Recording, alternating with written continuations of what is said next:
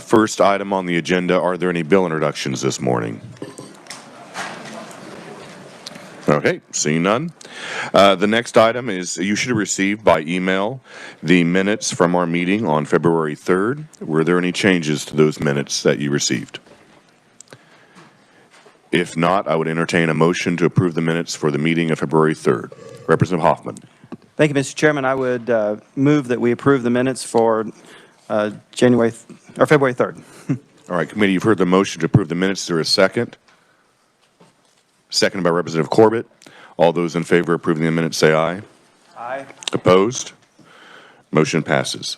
You also should have received, there was some discussion in regards to the funding priority areas for the Spark advisory panels, and those have been emailed to all of the committee members, so you have some knowledge of exactly what they're going to be focusing on as far as the funding priorities for the advisory panels, which we have already started deliberation on in regards to how we want to address the American Rescue Plan Act funds. Okay, we're going to move on to an update with the state hospitals. And so I would invite to committee the Secretary, Laura Howard.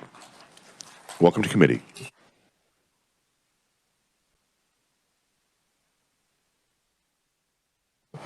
Thank you, Mr. Chairman. Laura Howard, Secretary for KDADS. I'm very glad to be here today to give you an update on activities going on surrounding our state hospitals and the moratorium at Osawatomie, some mental health pieces there. So, and I'll be doing part of the presentation, and then I'll have Scott Bruner, my deputy, talk about some specific details related to some of the individual state hospitals. You know, I've had the chance to stand in front of this committee. I think this would be the third year to provide updates related to behavioral health in our state hospitals, and particularly the issue of the moratorium at Osawatomie. Initially coming out of a proviso that came out of the Social Service Budget Committee, and then providing you updates then each of those years. As I stand here today, I'm really pleased to be able to tell this committee that we did, in fact, finally lift the moratorium on January 3rd. So the moratorium on voluntary admissions has been lifted at Osawatomie. I'll tell you more about that in the course of the presentation. I mean, it's been a long time coming, but I think one of the first things I would say is that the ability to do that has depended substantially on the commitment and resources from all of you over the last couple years as we have built the kind of continuum that's been necessary in the community, as well as some added resources at the hospitals to be able to support that. The other comment I wanted to make as we start on slide 2 of my presentation is also, was also able to update some of the interim committees late this fall as well, that we also were able to enter into a contract for acute psychiatric children's beds in Hayes. Again, a long time coming. Another area where I need to give all of you all of the credit for the support that you gave to that. But we did enter into a contract late this fall with Kvc Hospitals. And the contract will run through June of 2027. The facility will not open immediately. I mean, KVC has to do reconstruction of a building. So it will not open until early 2023, but it will actually serve a total of 14 youth when it does open. This will be a state-of-the-art, modern, acute psychiatric hospital for youth in Hayes. And I think when we were talking about this during the legislative process, we were talking about 8 beds. We were able to negotiate 14 beds, and 10 of those will be managed as no eject, no reject beds, really as like state institution alternative beds for youth from the Larned catchment area. So again, very, very pleased to have progress in those 2 areas. And I would note on page 26, and there's an appendix here that gives you some maps. And on page 26, you can see a listing of the acute hospitals in Kansas that serve children. And as the map so clearly shows you, you know, three entities in the KC area, one in Topeka, one in Wichita, and then now, as that opens up in a few months, we'll have those services in Western Kansas in Hayes. On slide 3, I wanted to kind of, again, sort of reoriented this committee to some of the comments I was making earlier about those facets of behavioral health modernization that have been critical and that we've talked to you about for a couple years for us to be able to lift that moratorium at Osawatomie. The first couple, and we'll talk about some of these in greater detail, had to do with some added capacity at Osawatomie State Hospital, and Deputy Secretary Bierner will talk to you more about that. Some remodeling of the Biddle building, some addition in the licensed beds, and a small increase in certified beds as we finish that work in the next year. The other area, the regional state institution alternative beds, really reducing that demand on state hospitals, and I'll give you an update on that project, and ways in which the governor is recommending that we look to make further progress in expanding the available number of beds. Mobile crisis response, and also crisis intervention and stabilization centers. You know, what doesn't show up here, but what I think is equally important as we think about our system moving forward, is the work that this legislature did last year to support certified community behavioral health clinics, and how robust and how across the state, the ability to have robust community-based services that will have a significant impact as that's rolled in over the next few years, beginning later this fiscal year. So on page 4, as I said, we were able to lift the moratorium on voluntary admissions. Moratorium had been in place since June of 2015. We lifted it on January 3rd. A lot of work with partners, community mental health centers, law enforcement. We made notification to the court about lifting that moratorium on December 30th. Now, when we first prepared this testimony, when we were going to appear before you on what ended up being the snow day, we had not yet had any patients come our way under the voluntary criteria. We've now had 2 voluntary admissions. And on any given day, we've had the capacity to take voluntary admissions on either our Adair Acute side or on the OSH side. And Scott will talk more with you about how we're managing census so that we don't run into the issues that we ran into that led to decertification and those things in the past. One of the other things that we also are initiating in conjunction with lifting the moratorium is bringing back a small number of social detox beds to Osawatomie. Osawatomie used to have social detox services. Our statute actually references that with regard to Osawatomie State Hospital. We heard this a lot from stakeholders, so we have reserved 3 beds for social detox. We've not had any admissions for that yet, but again, bringing that service back to the hospital as well. On page 5, you know, a key facet of being able to lift the moratorium has been the partnerships with community hospitals across the state who provide psychiatric services. We talked about this as regional beds over the last couple years, as we've done our work over the last year and a half to amend our state Medicaid plan, do policies associated with that. And we've kind of shifted our terminology a little bit to state institution alternatives. So you may hear SIA beds. And you can see on page 5 those hospitals that we have agreements with to have SIA beds within their facilities. I would note that the 2 KVC are youth, the remaining are adult. And from August 30th through January 28th of 2021, 184 adults have been served in those private hospitals rather than at a state hospital, and 373 youth. And based on an average length of stay of about 14 days, that's the equivalent of about 17 adult beds where folks have received those services in the community. And I think when I talked with you all last year and the year before, we felt like we needed to get to at least 15 beds in terms of our SIA beds to have a comfort level with raising the moratorium. We also have a couple of additional facilities that we think will be coming on board in the coming months as well. One in southeast and one in northeast Kansas.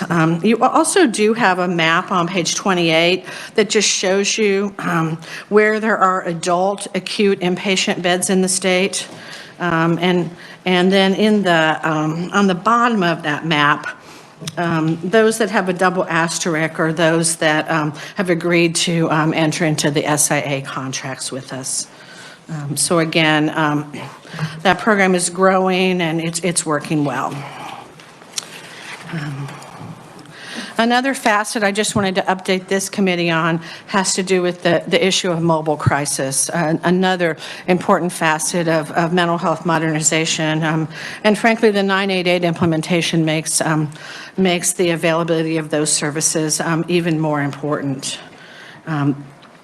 On the youth side, DCF implemented mobile family crisis on October 1st with funding provided by this legislature with what we call the Kansas Family Crisis Response Services.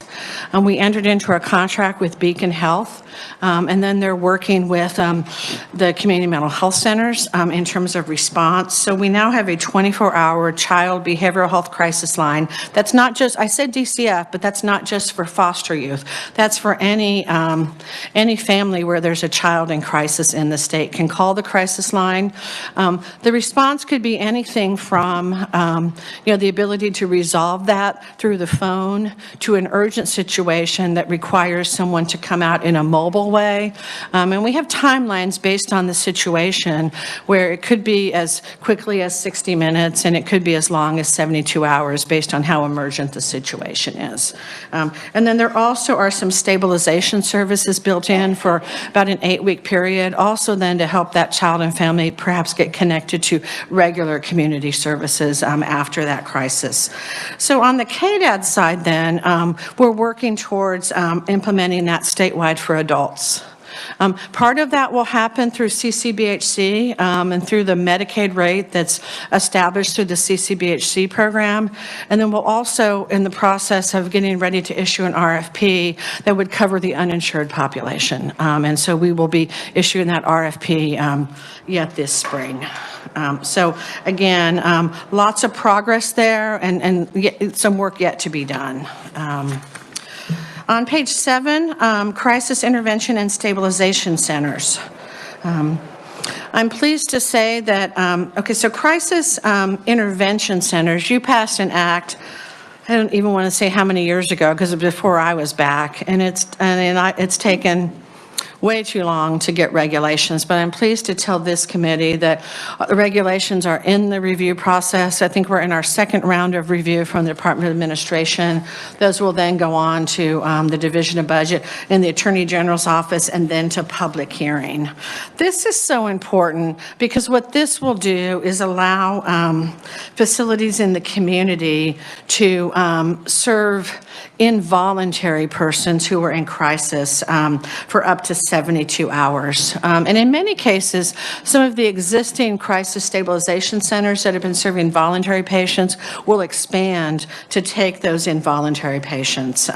Really, really important. I'll mention in just a minute some ways in which the governor is recommending some added resources for that, because certainly there are some added costs and facets of running a program that manages involuntary population.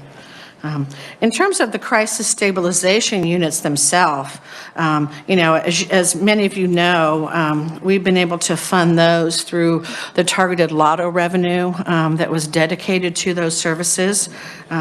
They do serve individuals only in a voluntary admission only. They continue to grow and expand. 32 beds will come on board in Douglas County within just the next 2 or 3 months. The building is up. They're finishing the interior of it. On slide 27, you can see where the current and proposed crisis stabilization services are.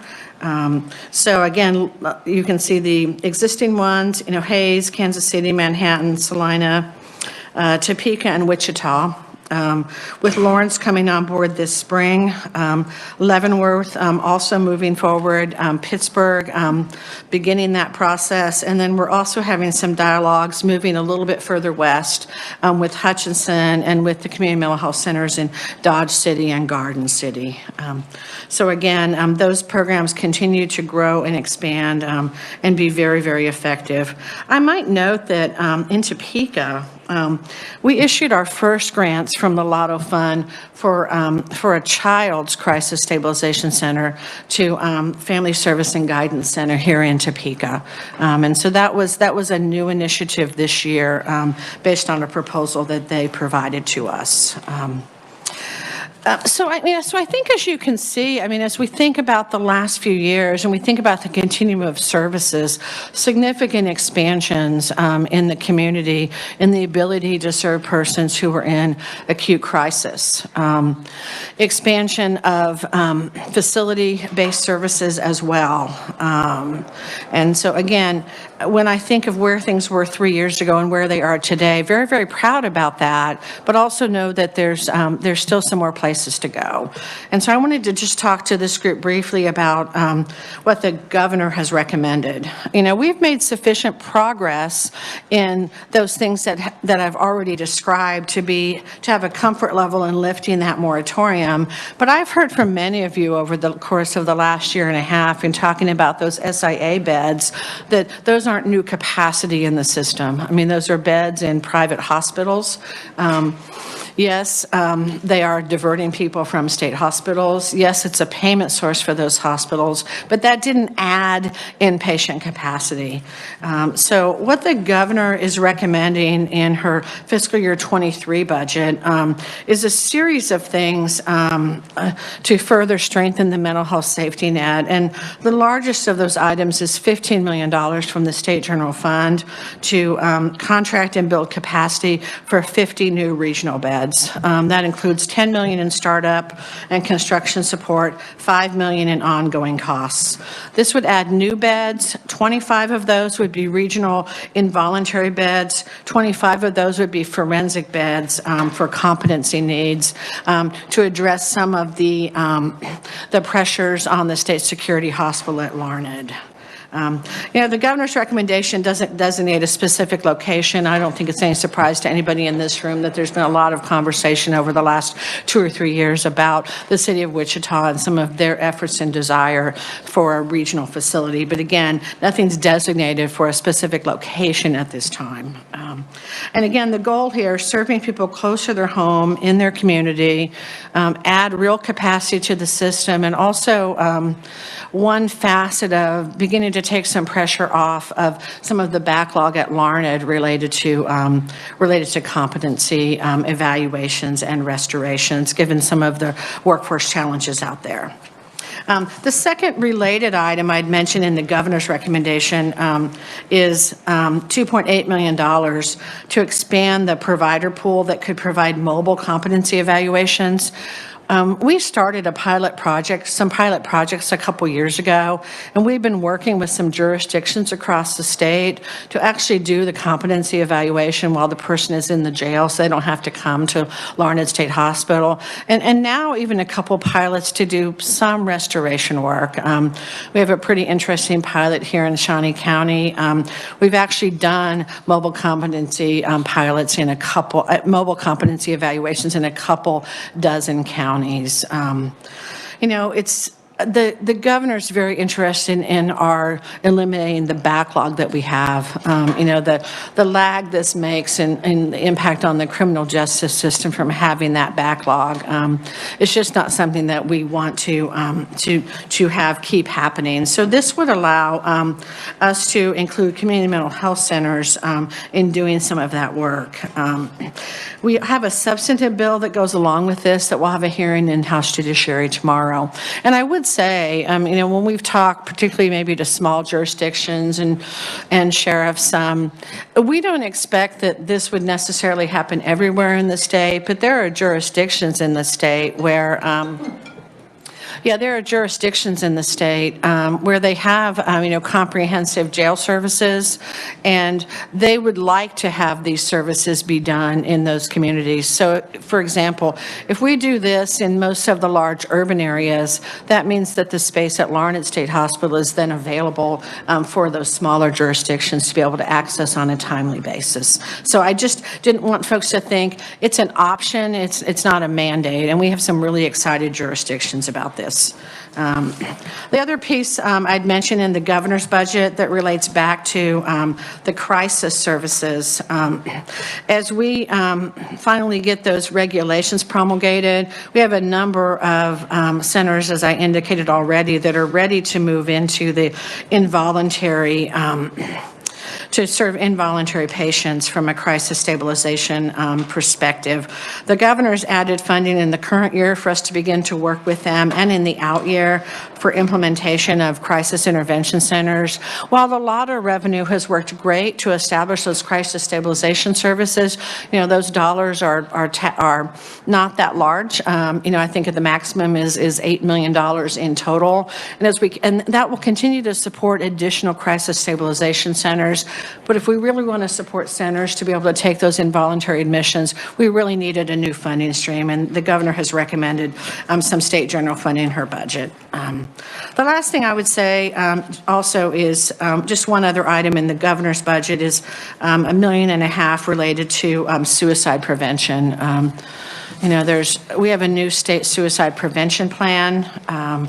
We see high rates of suicide exacerbated by the pandemic, and the governor is supporting about $1.5 million that we could grant out to local coalitions and grants for prevention projects. This is different than some of the things that would happen through 988 that are kind of immediate crisis response. This is really about the front end and prevention and small grants for community coalitions that are doing some good suicide work. Before I hand this over to Deputy Secretary Bruner, I might move on to the chart that's after page 12. It just, again, it's a summary on one page that begins to talk about those things that have to do, with beds and facilities. You can see where we're at today. And then where we would plan to be ultimately at Osawatomie after we finish construction that Scott will talk with you about. The contracted SIA, as I said before, we felt like to lift the moratorium, we needed at least 15 beds. We're using about 17 right now. And you can see those, and then the new contracted regional beds that the governor is recommending. And then you can see, again, just a summary of where the crisis intervention centers we think would be targeted initially, as well as where the crisis stabilization services are currently and where they would be being developed. That's all I was going to talk about.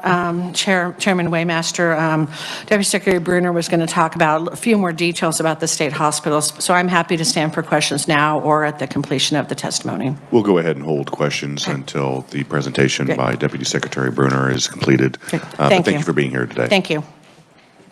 Scott?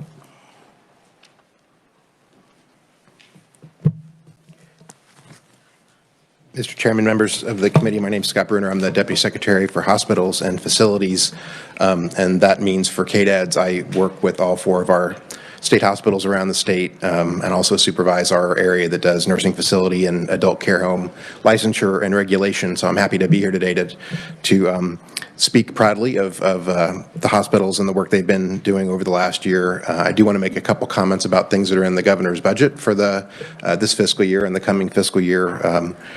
But before I do that, a couple of comments about lifting the moratorium at Osawatomie. This has been a major focus since I've been with the agency for a couple of years, 3 years now, to get this executed and done in a way that involves the community, involves our partners, also brings the staff at Osawatomie along, and rebuilds some of the service system. And the Secretary mentioned a couple of those elements, including the development of state institutional alternatives. We needed more capacity around the state. She did a great job explaining that. So I wanted to focus a little bit more on what's happening on the campus itself. And it really did require the team to think about the way we provide services differently. We needed to using the moratorium as a way to control admissions was not something that the staff wanted. It was part of the requirements to come back into certification with CMS so we could draw Medicaid and Medicare payments. But that became very habitual in terms of how we operated. So it did require us to kind of rethink some things, both in terms of space and staffing and some other issues. And the team's done a really good job of staying focused on the mission, focused on the goal, and getting to that point where we could feel comfortable with still some uncertainty, but with comfort that we could lift the moratorium on at the beginning of January and operate. Included on the slides here, one element of that moratorium lifting plan was remodeling space on the campus so that we'd have additional capacity. To do that required completing a remodel in one wing so we could move patients around to complete remodeling in other buildings. That first step was our remodel of the B2 unit. That's been underway. We're very close to occupying that space. We've had some delays, largely pandemic related and supply chain related, but that's getting resolved. The space looks really good. We're excited to be able to occupy it. We've been anxious to get in there because we've wanted to use it for COVID isolation space for a while, but we've not done that because there's construction equipment there and materials, and it didn't make a lot of sense. But by March, we should be in that building. Once that's done, we can start the larger project, which is remodeling the Biddle building. We occupy the east wing now. There are patients there today. We'll move them off so we can go back in and remodel that side. The west wing is the larger remodel that has to happen to get it up to certification standards so we can use that as Medicaid certified space. All the drawings are done. We've worked with a consultant to make sure that the design that we have would be approvable by CMS and meet all the requirements for ligature resistant and patient safety. We feel comfortable about where we are with that design work. Now we just need to get the space so we can kind of move the deck chairs around a little bit and get that underway. But we're plan to do that after March when we finished B2, and we've got a projected occupation date of September 2023. We're going to push really hard to get in before that date if we can get the work completed, because we could really use that space to, again, that expands us by about 12 beds, which is space that we could definitely use. Another part of the moratorium lift was to get enough staff on the campus to actually provide the services under our current footprint, and then also where we're going to be when Biddle's completed. We've been working really hard on recruiting and retention. One step of that was raising the wages for our mental health disability tech positions. Those are the direct care positions that work with nursing to provide care to patients every day. Over the summer, through a couple of executive directives that the governor approved, we raised the starting wage from about $14.26 at Osawatomie to $16.16 an hour, which was a significant jump for them. And along with some other kind of corresponding raises for existing positions and a few other positions that are right around that $16 range. We think that's helped. It's those executive directives impacted impacted Osawatomie, Parsons, and the Kansas Neurological Institute here in Topeka. The dollar change was bigger at Parsons and KNI, and we've seen a bigger impact on recruiting, but we think it's a good first step. The governor also announced some pay increases for 24/7 facilities at the end of the calendar year that were financed with Spark funding for this fiscal year, and they're in the governor's budget for 2023. That created a hourly differential, 4 categories of differentials that we could add to hourly pay. At Osawatomie, they're eligible for 3 of those 4 differentials, and that 2 of them apply to all staff. 1 of them is specific to nurses, but We think that's going to help with recruiting as well. Even though it's temporary, it is making us a little more competitive in the marketplace with other healthcare providers that are offering bonuses or sign-on incentives as well. We're extending contracts for contract nurses as well. When we don't have enough of our own staff, we bring in contractors to help supplement that, and we've got a good basis of those contracts in place. And then the governor's budget recommendation includes a 5% pay raise for all state employees in fiscal year 2023, which won't replace quite all of the differential payments, but again, anything we can do to incentivize with pay is good for us and recruiting, and happy to answer questions about that.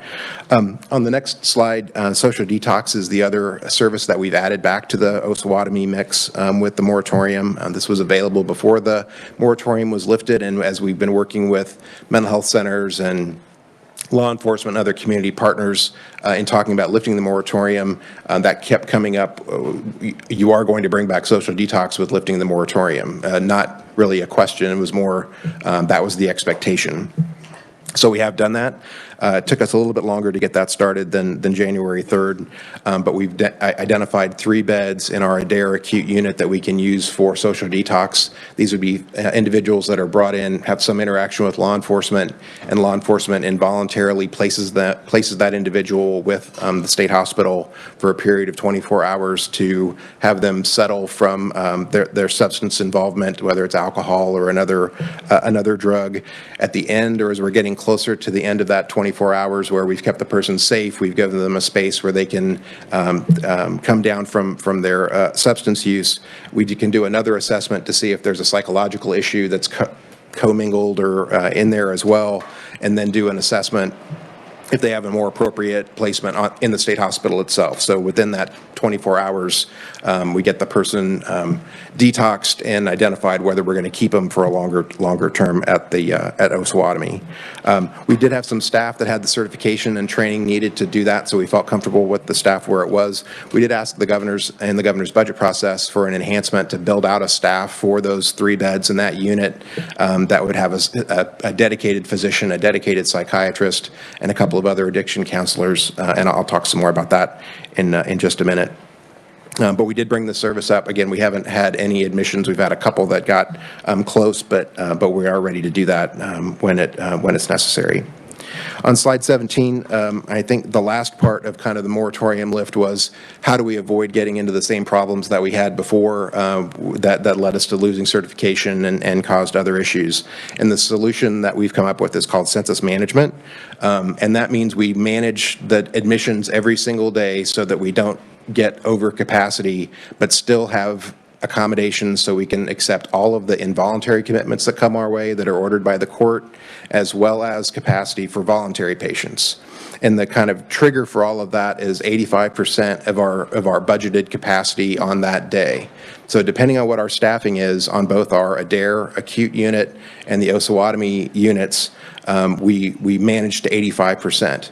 If we're at 85% of our capacity for that day, we only take involuntary admissions because those are ordered by the court, and we'll divert the voluntary admissions for another day. If we're below a census of 85%, then we'll take a voluntary admission until we get to 85%. So just to give you some perspective, and the numbers are on the next slide. I apologize for doing that in the wrong order, but at our Adair acute unit, our capacity over the last several months has been 32. That means if our census is at 27 or below, we can take a voluntary patient that needs that acute level of care. If we're over 27, then we're only taking involuntary admissions. And our census over the last couple of weeks has been right around 25, 24. So we have been able to take a couple of voluntary admissions as we've had them. And as the Secretary said, we've had 2. On those units. We can also admit voluntary to the Osawatomie side. The capacity there is around 100, depending on staffing and depending what our capacity is. So if we were below 85 on that unit, we could move voluntary patients there as well. That's still, as we talked to the community and mental health centers about this approach, they said, well, it still sounds like you have a moratorium. It may be we find it that there's a distinction between how we were managing before, which was a hard hold on we're not going to take a voluntary admission ever. This creates the possibility that we can both be safe, treat people that come in and meet both requirements, our statutory requirement to serve involuntary patients and be available for voluntary patients as well. But we've got to respect that we've only got so many beds and so many staff to actually serve those patients. So we'll keep monitoring that. The good part of this approach is as we add staff, add beds, our budgeted capacity can go up, and that 85% threshold moves with it. So as we add capacity or fill more positions, we can move that number and maintain it pretty flexibly. The other thing I think that's really helped with our process is we every day release what our number is and how many patients we're accepting. So I think there's a little more transparency in the community of where we are with admissions. But so all those things are building projects, recruiting and retaining staff, using census management, and social detox are all part of our lifting of the moratorium, and the teams working really hard every day to kind of keep everything moving forward and admit people as we go. And so far, we're very happy with the results. On the next slide, just to kind of back out a little bit and give you a little broader perspective on the state hospitals, and you heard some of this from Representative Carpenter when he reports out about our budget recommendations. I hope just to give you a little perspective on where we are with as the system. I know he's going to report out. I don't know what he's going to say, but we'll see. So in our state hospital system, we have mental health hospitals and we have hospitals that serve people with intellectual and developmental disabilities. So on the mental health side, our two campuses are at Osawatomie and Larned. Osawatomie has two separate hospitals that operate on the campus, the Adair Acute Unit and Osawatomie. Their purposes are a little different. We could talk more about that, but on this slide you can see what our budgeted number of beds are in each of those facilities and what our average census has been over the last fiscal year to date. It's different because we don't have enough staff to use all the beds that are there, particularly on the Osawatomie side. On the Adair side, to get to that 60 budgeted beds, we have to double, put 2 patients in each room, which didn't work during COVID because we couldn't have people occupying the same space. So we've been managing the capacity at a lower level. And that's where we'll be after we get Biddle remodeled as well. For Larned, there's 4 separate programs that operate on the campus. There's the Psychiatric Services, which takes involuntary and voluntary patients through the care and treatment process. The State Security Program, which is the security hospital that serves people, defendants that have a criminal charge. The Sexual Predator Treatment Program, which serves individuals who are civilly committed to Larned after they've served their sentences, but still have been determined by the courts to be a risk to the public. And then there's an integration unit that also works with the SPTP program as well. You take all those things together, we have about 700 beds overall. And you can see what our capacity is, and then the staffing is on that slide as well. You can kind of see how that divides up over the 3 hospitals across 2 campuses. And just as a note, that is our authorized number of positions. That's not how many employees we have. On these 2 campuses, our vacancy rate is right around 40%. A little higher at Larned than Osawatomie, but both would be, if you averaged them, it'd be about 40%. Did want to highlight a couple of the enhancements that are in the governor's budget recommendation for those 2 hospitals. At Osawatomie, and you'll see this for all 4, there's an enhancement to fund the direct care salary increase that happened through the executive directive. We funded that on our own for fiscal year 2022. And the governor's added money in 2023 to continue those pay rates through the remainder of that fiscal year. At Osawatomie, we did ask for some staffing related to lifting the moratorium. As we build out the rest of the Biddle building and look at the patient mix and the services that we need, we got some positions and funding as the remodeling was started, but to complete kind of what we need as the full staff contingent, we requested in the governor's budget $1.4 million and 36 positions. I listed some of the other, a lot of those are nurses and MHDD positions and LPNs. I did list a few that when you open a new building, there's more needs for, and we have more patients, we're going to have more need for dietary, more need for maintenance. So I wanted to highlight a few of those positions that are in that enhancement. And then finally, we asked for some funding and positions for the social detox unit to round out what we need to meet the needs of patients that we get for those 3 beds. And I gave you a list of some of the positions that we're asking for, including a physician and psychiatrist. At Larned State Hospital on the next slide, try not to repeat the salary increase parts, but we did ask for an enhancement of $893,000 in both fiscal years for our food service contract. Before last year, our food service vendor provided meals to all of our patients at the Larned State Hospital campus and the correctional facility that's on the same in the same property, same campus. Corrections entered their own contract, so we broke the food service apart. That dropped the number of meals that our vendor was serving, and the unit cost went up. There were some savings that we accounted for in the budget last year, but when we came back to negotiate with the vendor on the volume and cost per meal, we came up a little bit short to the tune of $893,000. That's been recommended by the governor's in the governor's budget for both fiscal years. There's the direct care salary increase because there were some positions at Larned that were impacted by those executive directives. We did ask for a security enhancement on the sex predator treatment program. For security enhancements, one is for the phone system. Over the summer, we had an escape, and as we were investigating the causes and what we could have done to prevent that, we determined that the phone system doesn't allow us to monitor outbound calls from our residents. And we don't want to listen to every call, but we would like to know who they're calling and when, and not to the same degree that a correctional facility would, but we just didn't have the capabilities that we needed. So we're planning to replace that phone system to increase the capability and then add some safety and security officer positions. Our resident mix in the sex predator treatment program has gotten more acute medically and more acute in terms of behavior and the services that they need to be safe, keep our staff safe, and keep the residents safe from each other.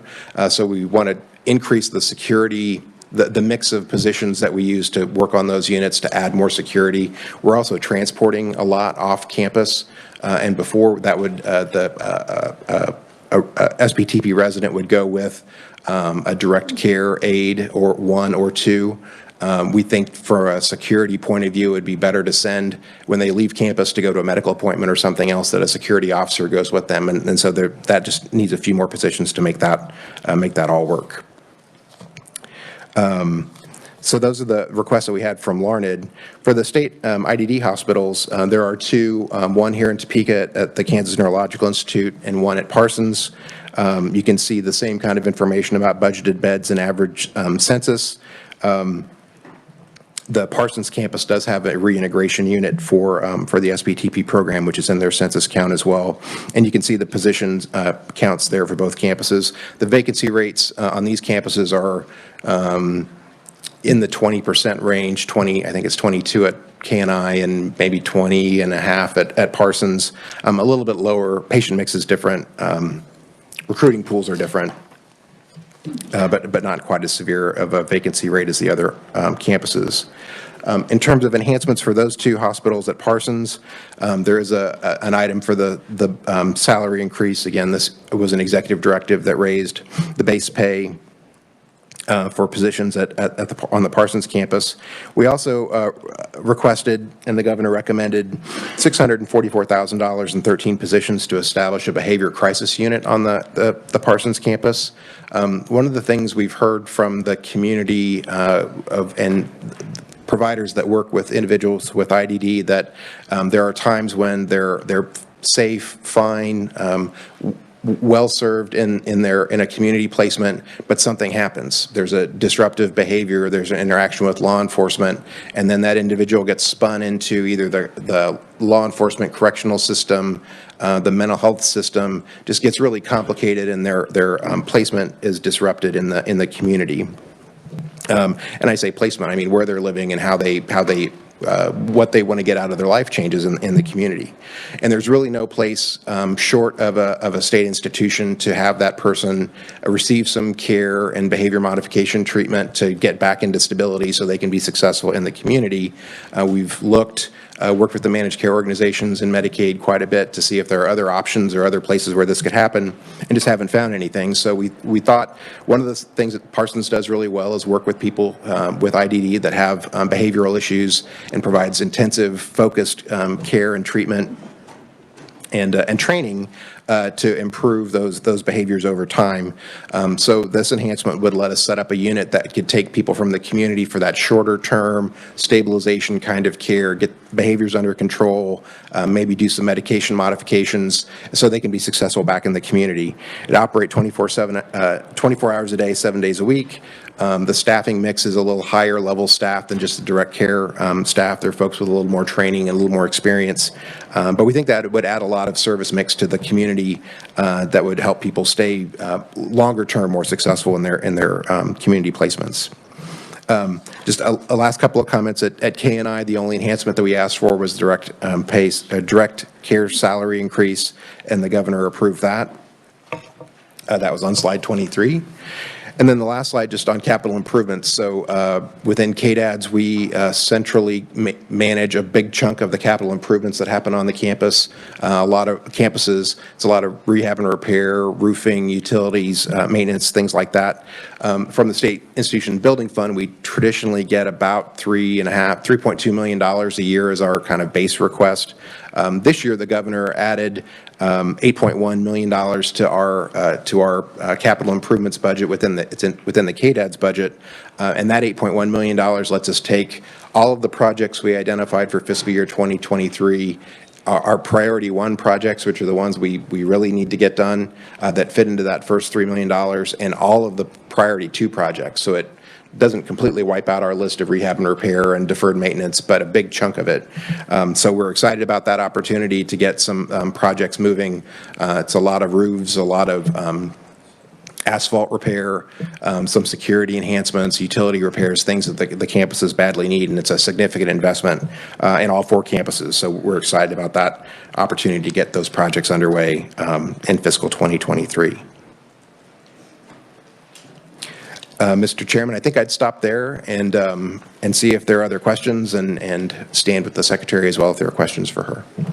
All right. Thank you, Scott, and thank you, Secretary Howard, for being here today so we can talk about the status of the state hospitals. If you look at the agenda for next week, we only have one committee day. That would be Monday because we're going to be on the floor the rest of the week in anticipation for turnaround. But we're going to be having the state hospitals on Monday. So I wanted to have a presentation before we have the presentation by Chairman Carpenter in regards to the state hospitals. So we'll open up for questions for either the Deputy Secretary or the Secretary. And when you're asking your question, please indicate which individual you're directing your question to. And we'll start with Chairman Carpenter. Thank you, Mr. Chair, committee. I want to thank you guys for helping me out with my budget presentation next week. So I really appreciate you kind of helping me out there. One thing I did want to mention, and I know in our presentation, staffing issues with staffing agencies. Scott, can you touch on that? We are getting hammered out there with these nursing, anyway, thank you. Thank you, Representatives. Like I mentioned, our staff vacancy rates are high. We've got positions, we've raising pay, done incentives through the pandemic to try to recruit and retain folks, but we're still not recruiting to fill all the positions that we have. So we fill in the gaps with contract nurses, RNs, LPNs, certified nurse aides, to fill in those gaps so we can keep the unit staffed and safe. We use them at all 4 campuses, more so at Larned to fill in some of the gaps in staffing. Last month, for example, we had 70, I pulled the numbers this morning, we had 79 74, I'm sorry, contract nurses or CNA positions working on the campus that month. That's out of about 192 direct care or nursing positions that we needed to fill during the month. So it's a big part of the staffing mix to keep things safe and moving. The downside of that's a downside in and of itself. The other downside is that the agency staff cost significantly more than our own staff. We worked with the Department of Administration to renegotiate some of the contracts with statewide contracts with staffing agencies, and the highest of the rates that we negotiated were between $150 and $170 an hour for an RN, which is 4 to 5 times higher than what we would pay an RN for the equivalent position. We're able to find nurses on contract for that amount of money, which maybe it shouldn't be a surprise. So that is helping us kind of fill the need, but it is creating a gap in our budget at Larned in particular. For the current year, we're working on estimates to really dial down the number so we can submit a good request for a governor's budget amendment. And bring that to the committees as well to talk about that for this year and for next year, and then try to look through what the future looks like, because I can't quite figure out how that's a sustainable way to keep staffing and just at the cost of those nursing rates. Representative Carlin. Thank you, Mr. Chair. I had a couple questions, and I don't know who can answer them. I apologize for that. But Laura, you mentioned, and so this would be for you, I guess, the rules and regulations. Some concerns that you needed some rules and regs to come through. Where were those from, and what kind of rules and regs are you talking about? I was referring, Representative, to the rules and regulations that are required for the legislation that this body passed several years ago related to the Crisis Intervention Act, which allows the involuntary individuals to be served in the 72-hour holds in the community. It has taken far longer than it should have at my agency level for those regulations to be promulgated. And I think what I was reporting today was those are finally in the review process. And so as they get through Department of Administration, they'll get to the Attorney General, they'll get to the public hearing. So we will be able to move forward with that. It's taken far too long. Brand new regulations. Far more complicated, I think, than folks may have anticipated when they started working on those a few years ago. Another one for you is, and this may not fit in this category, but we were trying to add social workers a couple of years ago to help out with all the needs that they serve. And we found there weren't a lot of people graduating in that. Has that come along? Are we getting some folks? You know, in terms of social work, I mean, we still have a lot of gaps in capacity across the state, particularly at the highest clinical level, that CSW level. You'll see that gap across systems. There certainly have been some things in the education system that we think will make a difference. I mean, for example, some of the effort by Fort Hays to bring on a more virtual program, even at the master's level, and we've seen that even within my agency, well, actually, particularly my DCF agency, the ability to get interns from that program. But I think all of the campuses have, across the state, have been looking at ways to push that capacity. But I do think the expansion that's taken place at Fort Hays probably has the most promise in terms of Good to hear. the Good to hear. future. One more question about that kind of thing, and I might be for Scott. You mentioned psychiatry, and we've been having a shortage of psychiatrists in Kansas for a very long time. Is there anything that we need to do as a legislature to encourage people to go into psychiatry, or what are you finding right now about the availability of to hire psychiatrists?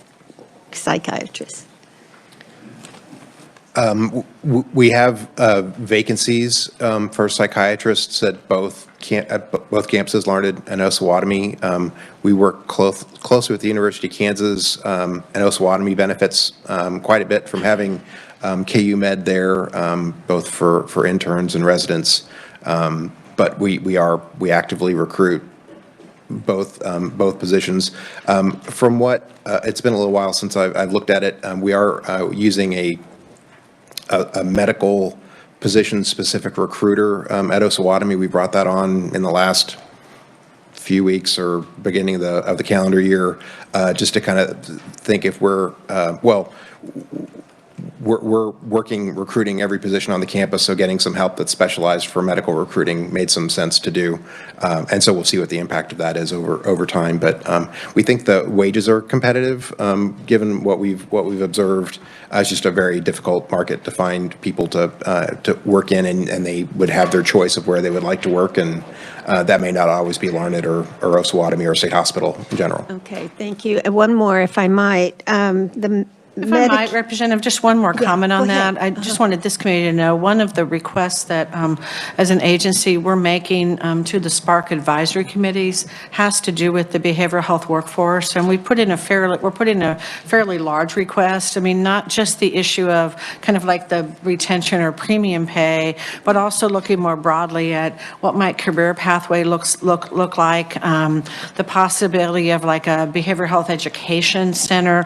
You know, the state of Nebraska, the folks who were on the Mental Health Committee, Modernization Committee would know this. The state of Nebraska stood up a center at one of their universities a few years ago, probably 8 or 9 years ago, that really has focused on, I think it's connected to their medical school, in fact, has focused on making progress with regard to the behavioral health workforce in the state. And they've really done some tremendous things. And so again, we put in a fairly significant request to the Spark Advisory Committee just related to those larger workforce issues. And again, not just the short term like premium pay, but how could we look at what we might set up that might leverage some gains for the long term? Long term is where my question was, and thank you for that answer. And also, Laura, I think you might be, I don't know, one of you, Medicaid patients.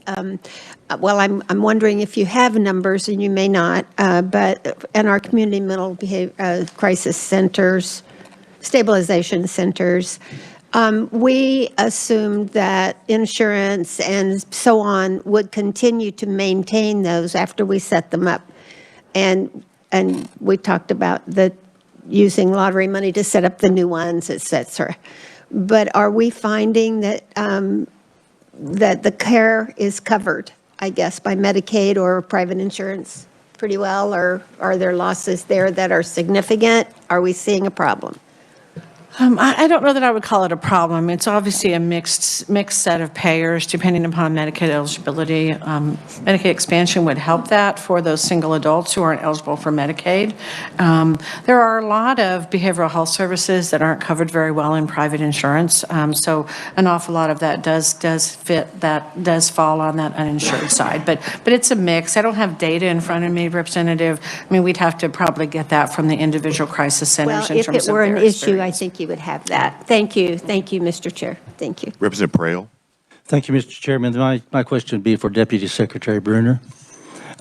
In Parsons and in Larned, you have the sexual predator treatment program and the integration program. How successful has the integration program been? How many have been integrated back into communities?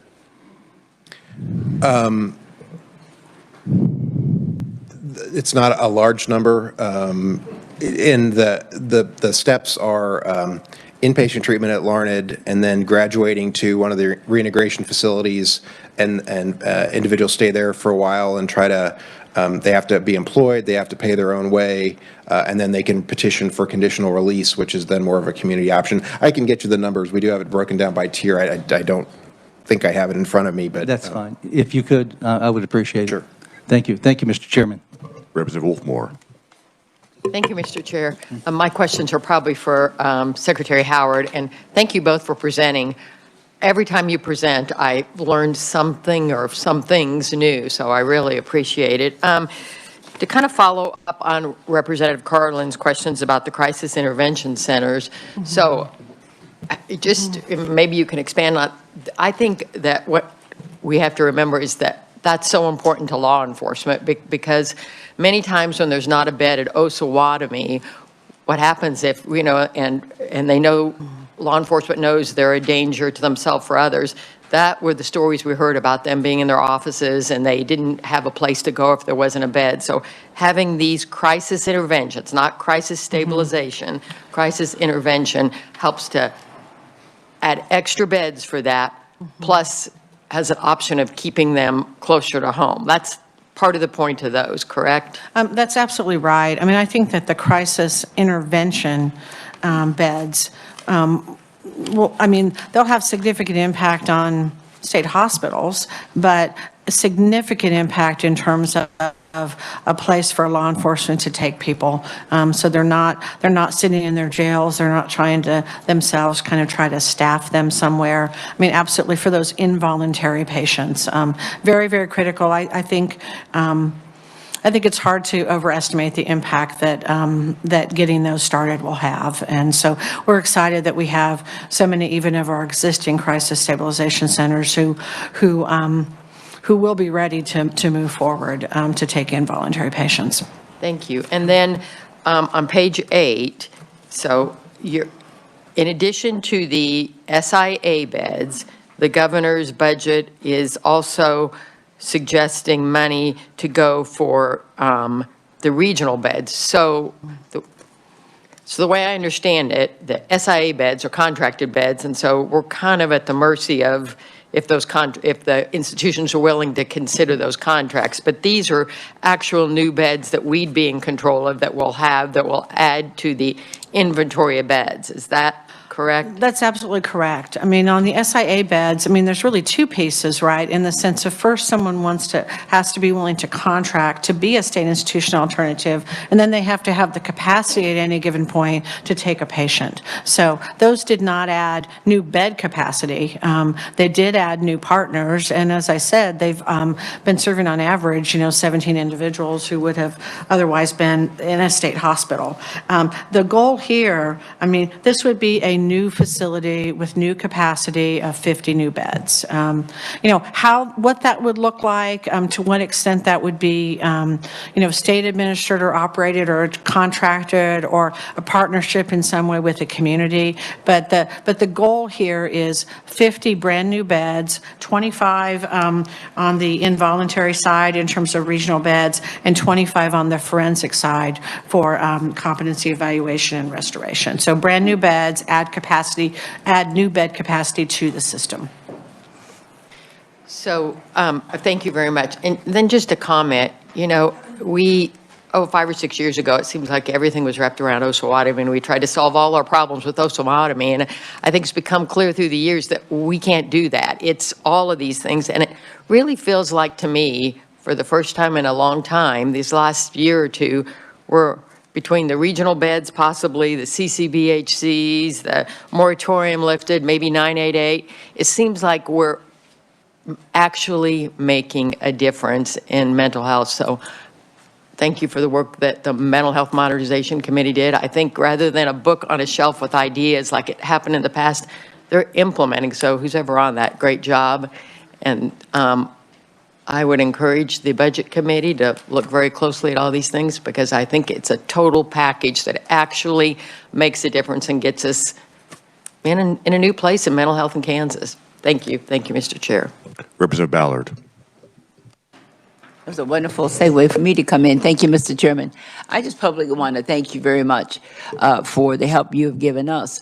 But especially whenever we have mentioned something that we'd like to see, or what about this, or what about that, you come back with a solution for that. And that's always helpful, because it's less frustrating, but it shows that you were listening to what it was, you thought about it, and then you have made it possible. So I just want to say thank you very much, because I think anyone on committees know that when you're trying to do your job, it's the other half that we need to help us do it, and I think you do that extremely well. So thank you so much.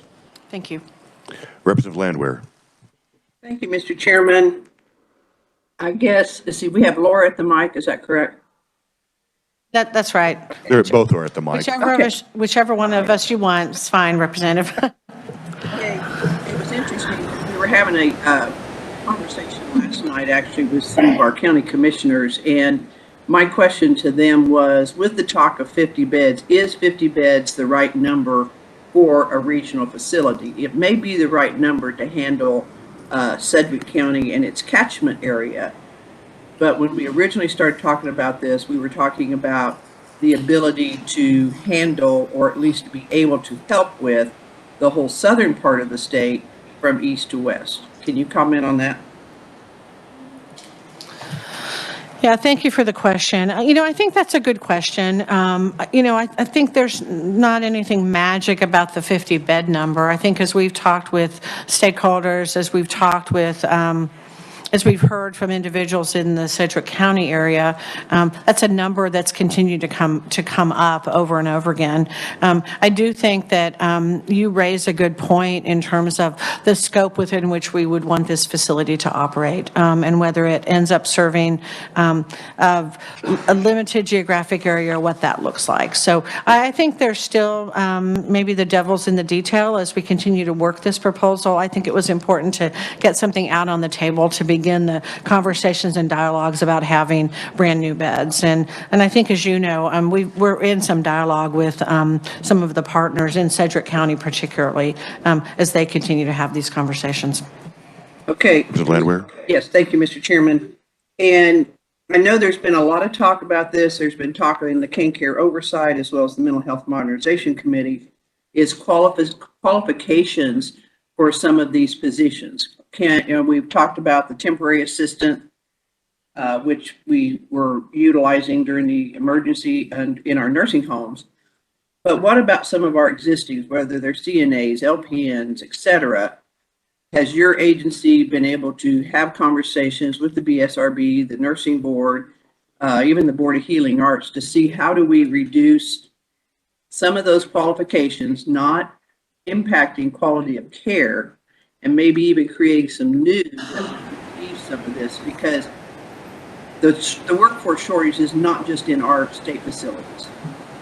They are everywhere across the state. So we can add 200 beds tomorrow, but if we can't staff those beds, because we know that we've got, I think it's about 100 beds in one particular area that are sitting empty right now because we can't staff them. And that's created a waiting list on those particular beds. So what are you guys doing and visiting with the licensing and certification agencies to see what we can do in that area? Scott? So for the state hospitals, at least, that entry-level direct care position, the MHDT position, mental health disability tech position, that's an unlicensed position. So we can hire people that can get a background check, or clear background check, and we start them, we train them, we add to their skill set, but they're providing direct care. So I did mention that we hire some CNAs on contract because that's what contract agencies offer, is our CNAs at that roughly equivalent level.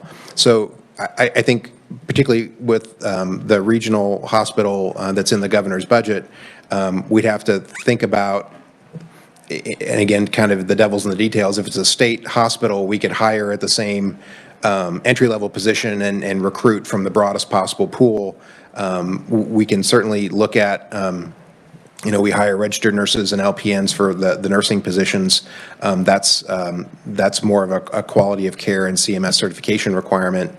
There probably is more to do to see if there are other tiers, but I think the mental health disability tech position is the entry-level basic position that we have, at least for state hospitals and psychiatric facilities.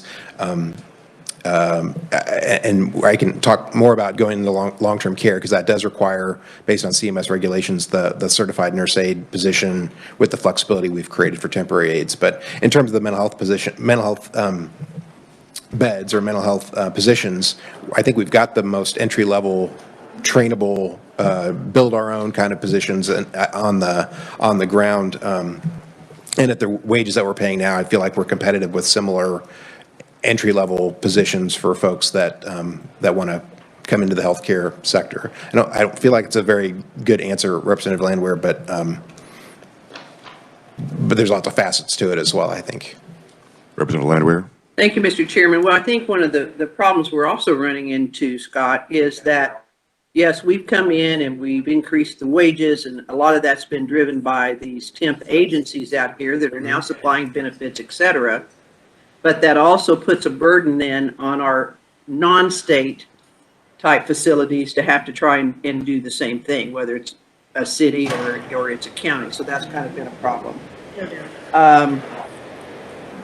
I think we need to look at more of working with the Board of Healing Arts, working with BSRB, et cetera, to find out what else can we do to lower some of those? Let's get our 2-year, whether it's our junior colleges or our VOTEC schools that we have out there, to reach down into our high schools so that we can help with some of that. I do know that in Sedgwick County, we have a new OD school that comes online here shortly, and they're interested in looking at helping with training psychologists and psychiatrists as well. But I think for them to do that, we need to have a better plan of direction statewide, not just for a narrow group of our state facilities. So thank you, Mr. Chairman, and thank you, Scott and Laura.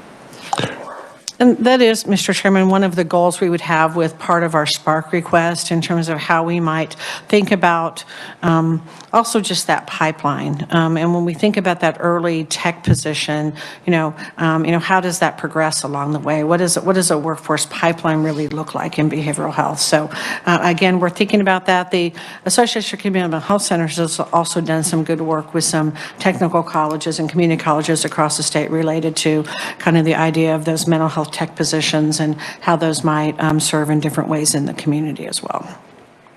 Representative Estes. Thank you. I have a clarifying question, and then I have a request. And I want to make sure I understand correctly. Currently, Adair is the only place that can take, and this is for Secretary Howard, sorry. Adair is the only place that can take involuntary holds, but you're expecting the crisis intervention centers to be able to do that soon. Am I following you correctly on that? So the state hospitals can take the involuntary patients at Larned and at Osawatomie. What the crisis intervention centers will allow us to do is to have those 72-hour involuntary holds be served in the community at a crisis intervention center. Okay. So thank you for the clarification. So my request is broken down by those locations. Next year, I'd like to know how many people were turned away for involuntary when you've reached that 85%, and how many were placed out of their region as an alternative to calculate them. Thank you. And just as a clarification, the 85% means that we would reserve the beds at the hospital for involuntary I'm sorry. as opposed to voluntary. So if you're asking about, we can get that data if you're asking about the voluntary admissions. That is exactly what I meant to ask. Thank you so much. Sure. Very good. Thank you. Okay, we have two more representatives who want to ask questions, and then we are going to have to move on to our budget presentations for this morning. Representative Rogers. Thank you, Mr. Chair. I'll be quick. I think Secretary Howard probably. And I'll just go do one question then. And I appreciate your efforts, and I know this has been this Herculean for everything that you have responsibility for. My curiosity is, what are we going to do from now till these things are built, Hayes goes online, others, to work with our sheriff's departments? You know, we've talked a lot about Wichita and about eastern Kansas. We haven't talked much about northwest Kansas. And if there's a situation, I talked to sheriffs, or those patients are in hospitals, we've got a waiting list of 10 people. We don't have time to go through, let's tackle the crisis first, or have some sort of plan before we get to this point. I mean, these are people's lives. This isn't, and that's what I guess is frustrating, is I don't hear from those folks that I represent that we're working with our sheriff and law enforcement to try, what typically happens is somebody from western Kansas, the closest bed is Leavenworth. And if not, then they have to go back to their hospital. So I guess my question is, how can we keep working while I know you're going to give me this answer. It's not going to give me anything specific. I'm going to be frustrated, but that's going to be one of those things we've got to work on while these other things are getting built.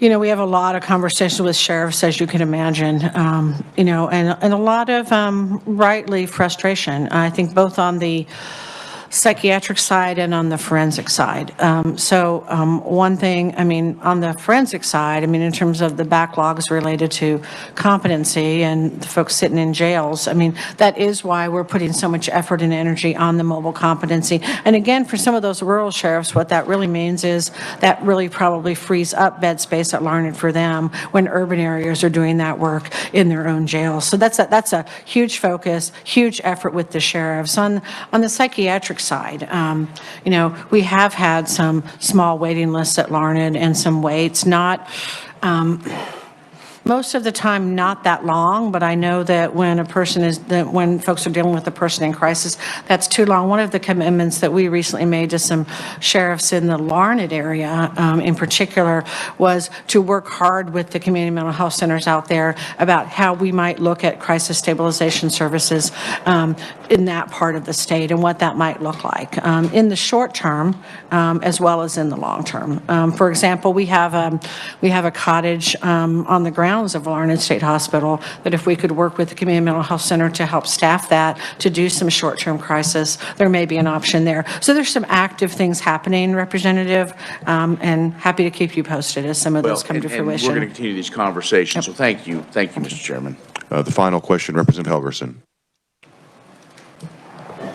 Thank you very much. Initially, I was going to ask, do you have a flow chart about the beds? How many beds we had previously in our state hospital system? How many were you going to have in the community system? What type of beds?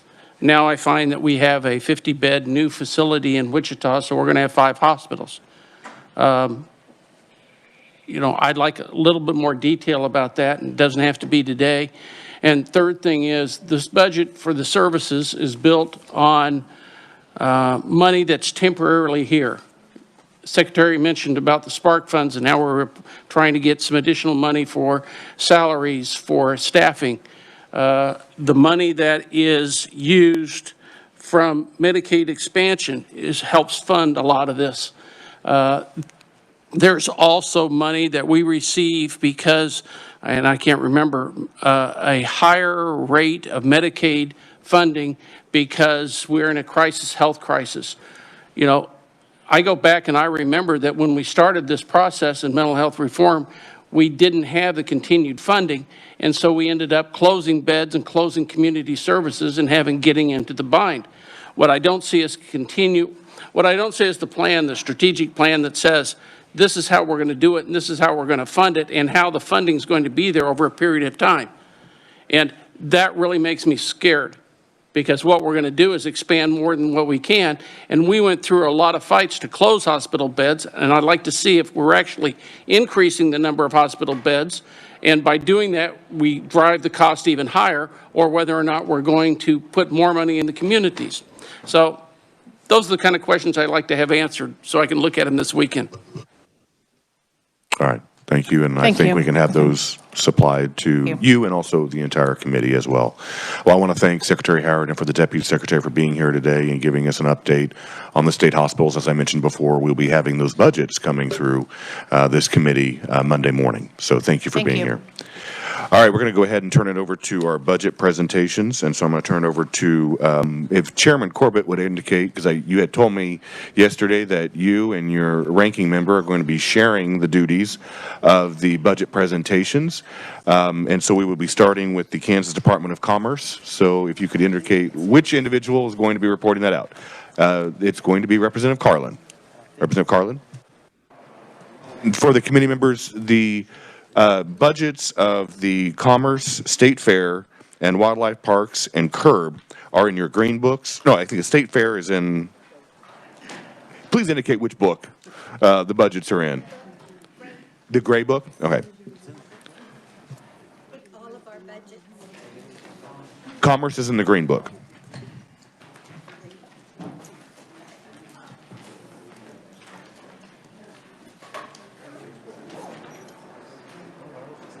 Yeah, it's on the top of our handouts. It's page 457. Oh, I've got Wildlife and Parks in front of me. Sorry, hold on a minute.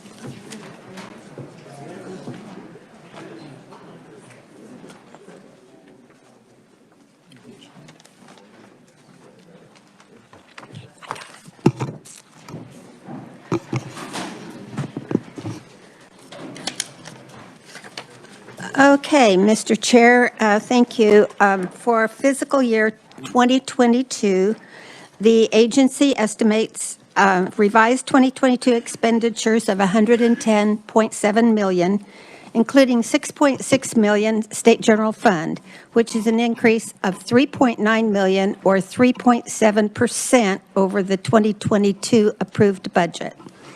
The adjustment includes $2.4 million in Economic Development Initiative Fund, reappropriations primarily for operations, $865,442, the Main Street Program. Oh, excuse me, I'm reading that wrong. The Main Street Program will be $519,000. The Rural Opportunity Zones, $430,000, and Community Development, $277,804. There were also expansions to several federal programs, including Community Development Block Grants of $2 million, Federal Trade Adjustment Assistance of $4 million, remaining spending from Round 3 of the Coronavirus Relief Fund awards, $800,000, and apprenticeship programs, $488,938. The increases were partially offset due to phasing out of the Kansas Health Professional Opportunity Project, $2.9 million, and other federal programs. Additionally, the agency request for Job Creation Program Fund, JCPF monies, decreased by $1.4 million. The State Finance Council appropriated additional SGF monies to replace JCPF dollars used for COVID-19 relief, and the agency is using those SGF monies in the place of JCPF monies in fiscal year 2022. The governor recommends expenditures of $136.2 million, including $26.6 million State General Fund in FY 2022. The recommendation is an increase of $25.5 million, including $20 million SGF above the FY 2022 agency revised estimate. The increase is attributable to $20 million SGF for the Moderate Income Housing Program, $5 million from the JCPF for Economic Development, and the new federal grant to assist in reemployment of former inmates of $500,000. The Budget Committee concurs with the governor's recommendation for FY 2022. Are there any questions? Committee, are there any questions for Representative Carlin in regards to fiscal year 2022? Representative Francis. Thank you, Mr. Chairman. On the $20 million for the moderate income housing program. I can't hear you, sir. I'm sorry.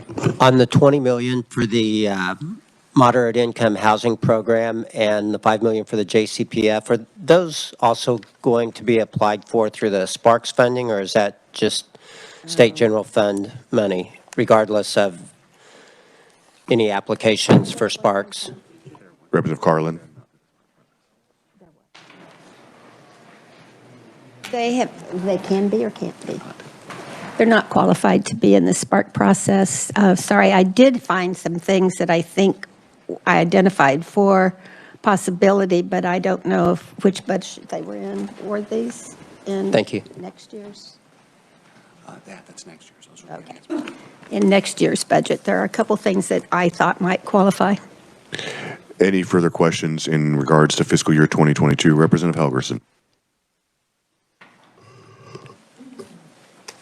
Why are we supporting $20 million for moderate income housing? And what exactly is that? Representative Carlin. That would be the Kansas Housing Resources money that we saw. You were here for the presentation. I was here. Normally, we give them $2 million a year. This year, the governor's recommending $20 million because of the great need that we have for housing, and that was what they showed us here, that need. Representative Helgerson. Okay, but is the government's, God, I can't believe I'm saying this. Is it government's role to step in and start supporting the building of housing rather than leaving it to the private sector? I understand that there may be pockets of individuals or areas that need some assistance. last night on the news here, it said that Topeka had more housing starts than ever, I think in this last year than the previous 2 or 3 years. Is it the private sector's role, is it the government's role to start coming in and subsidizing housing for individuals that can buy it? And everybody knows that the salaries have gone up on all these areas. And why is a Democrat doing this? Somebody should just raise the question, do you want to go down this road with state general fund dollars, even if it's one way, or do you want to start doing this on a regular basis? Representative Carlin. Mr. Chair, I'm not sure I know how to respond quite to all that. However, this is a rural housing initiative. And the idea is there are areas where there is economic development trying to occur, and there are no people and no houses in those areas. And they have been identified. I don't, that's what I know. Representative Helgerson. Okay. I'm going to go ahead and make a motion, pull it out.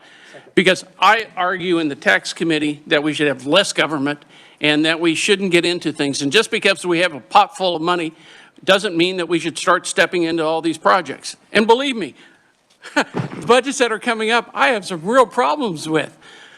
So I'll make a motion that we pull out the 20 million. And at least until I see a specific program that says that's going to developers, and this is how it's going to be spent, or we're going to buy 2x4s for these areas, or got to have a written program and define it rather than just giving it out to some group. So I'll make the motion. I don't know if I'll have a second or not. All right, committee, you've heard the motion. It was seconded by Representative Sutton. Discussion on the motion. Representative Estes. I was seconding because I'm usually everybody's second best friend in this room. But I agree. I understand the need in the rural area, and I want to support the rural area, but I want us to find a private market solution. And in the presentation we heard, I don't recall hearing much about manufactured housing and how that might be part of a solution. And I think there's an opportunity for private sector to step up, and I'd feel better if we had a more specific plan so we can limit government's role in this solution. Thank you. Representative Kincannon. Thank you, Mr. Chair. I don't know where I want to begin on this, but, the cities get economic development money all the time. And this is a rural effort that's being made to assist with some of these companies who are interested in coming to our rural cities that there's no moderate income housing. And the problem is the cost is up here, and when you're in a small town, the appraisal is here. So they can't even get a loan because of what the cost of the house is going to be compared to what the value will be. And there are some specific programs that they're looking at. I would recommend, if you are really interested in this issue, that you visit with Allie Devine, because there are some specific things that they're looking at, and this amount of money would go a long way to helping a lot of communities in the rural area. And this is an economic development issue. Thank you, Mr. Chair. Representative Alcala. Thank you, Mr. Chair. Can you hear me? Yes. Yes, we can hear you. So I want to comment on my colleague's comments about the news of Topeka last night. Those developments that they're talking about have been incentivized by the city of Topeka. So it's no different than what the state is doing in this urban housing development. My opinion on this is that all this money does is help developers who can't make projects work without the gap of financing. This manufacturing homes can apply for this. And I know all of you heard from Ryan Vincent on how this works. I don't support the motion to do that. I think that if we want to have growth, that we're going to have some type of investment we're going to have some type of skin in the game. KHRC got almost $10 million in applications for $2 million in funding last year. I mean, this is an issue that I think that needs to be left in. Thank you, Mr. Chairman. Representative Wolfmore. Thank you, Mr. Chair.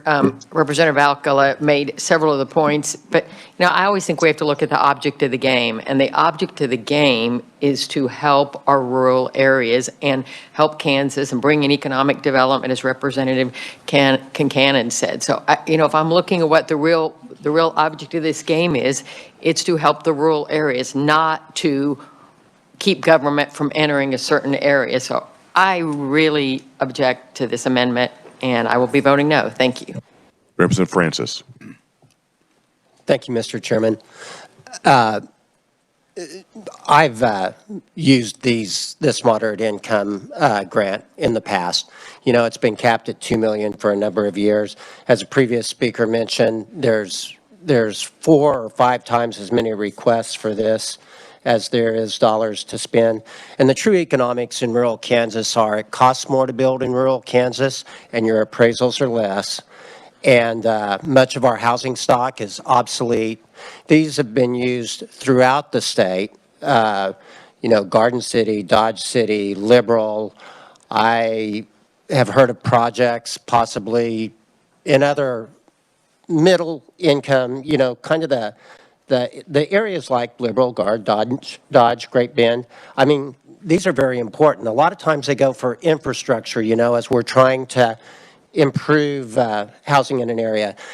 One of the hard things about infrastructure is with all of the regulations you have right now, like for instance, we built a 48-unit moderate income housing project, apartments. We had to dang near build a lake for the drainage that created, and some of those things, they just don't work in rural Kansas. So I can't speak enough to the importance. These things are used for apartments. They're used for duplexes. They can be used for manufactured housing if someone can put the project together. There's just a multitude of uses to help take care of our obsolete housing stock. Thank you, Mr. Chairman. Chairman Corbett. Just a quick comment. Kansas ranks number 2 for affordable housing and number 6 for outward migration. So, and I understand where this is coming from, but with all the 80 counties, including Topeka or Shawnee County, are losing population. So they need jobs, but I would like to. I guess if I was in business, you never seem to come out very good when government's one of your partners because the fish hook is pretty sharp when they pull it. So I'll be supporting the amendment. Representative Woodard. Thank you, Mr. Chair. I'll be opposing the motion. As we've heard, they're getting requests far beyond the $2 million every year. I know even in my district, which this wouldn't benefit, a teacher, a police officer, a firefighter cannot afford rent or a mortgage in my district, and we're growing like crazy. So I think if we can do anything to help the rural parts of the state, we've got to be looking at this, and I think this program can be successful. So I'll be opposing the motion. Thank you, Mr. Chair. Representative Sutton. Thank you, Mr. Chair. I don't think it should be any surprise that folks line up for free money. Of course, there are more applications than there is money. That's the way it works. I have no doubt that $20 million can go a long way to subsidize and enhance the careers of some builders at the expense of others. That's not something that I want to be a part of at all. Level playing field. So I will absolutely be supporting. That's why I seconded the motion. Representative Carlin. Thank you, Mr. Chair. Let me just kind of go over a couple of things in this. First of all, we did hear them say the other day that there aren't builders in some of these areas. They're actually going to have to find builders to do it. So I'm not sure that we've got a development project going on. It's not like they're building a development, apartment buildings or something, and some developer's going to make it rich. They can't even get people out in the areas to do the work. But I'm not sure there's no developers involved. But I do know that when I toured Western Kansas with the Kansas Farm Bureau Leadership Program, the dairy in Colby, Thomas County, that we've had the owners in here to testify many times, they had to find 40 houses for their employees, and they moved them in from all over the country they brought them in on trucks and set them down so their employees would have housing. I never will forget them saying that.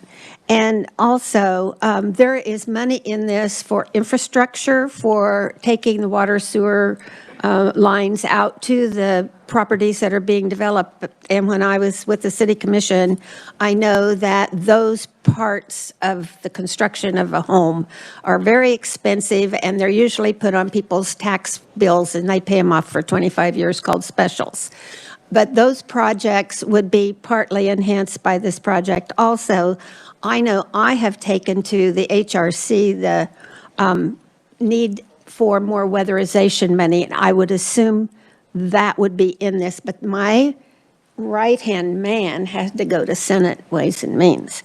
So, because they're doing the commerce budget, so where I need help, he's gone.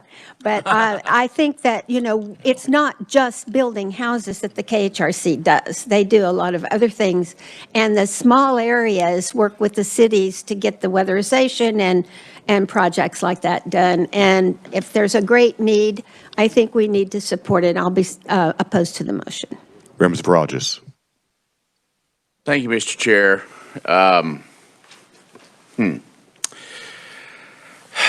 We had dinner with the delegation from Norton, Kansas, who was here and talking with folks.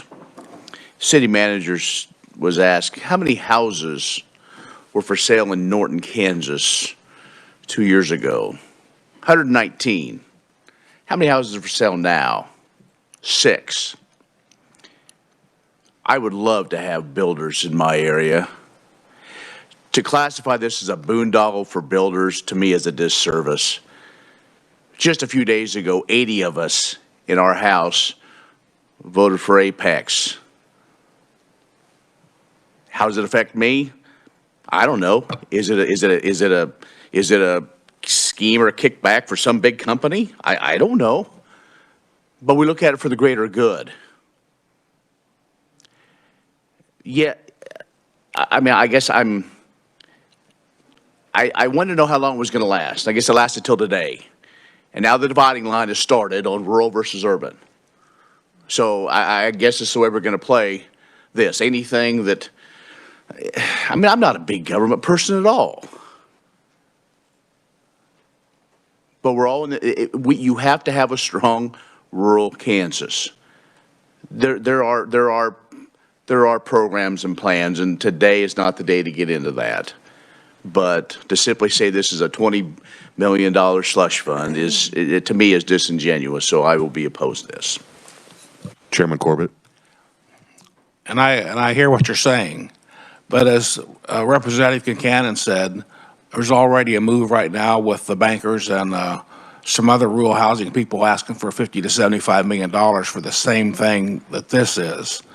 So I'd hate to do them 75 million and these 20 million. I mean, nobody, it's not about how much money you get. It's before long, you may actually spend it all. So, but if I was a builder, and then, I mean, it would be nice if every town, everybody wanted something, but builders aren't building spec homes. They're just not. And the cost of building is very high. So I do the will of the people, but there's already a train coming with maybe some more money for the same project. So whatever you'd like to do, that's just my info. Representative Hoffman. Thank you, Mr. Chairman. I'm kind of torn on this, but one of the things that bothered me when we had the presentation on the moderate income housing is that I think one of their examples was Salina, was a complex in Salina. You can't tell me that a builder can't make it work in a complex in Salina. Now, yeah, I agree, not in Norton or in other places. So I guess my question would be, I guess it'd be to Representative Carlin, what are the parameters of the moderate income housing? Is there can a Salina or can a Wichita or can someone in those areas, can they apply? Or is it just for rural housing?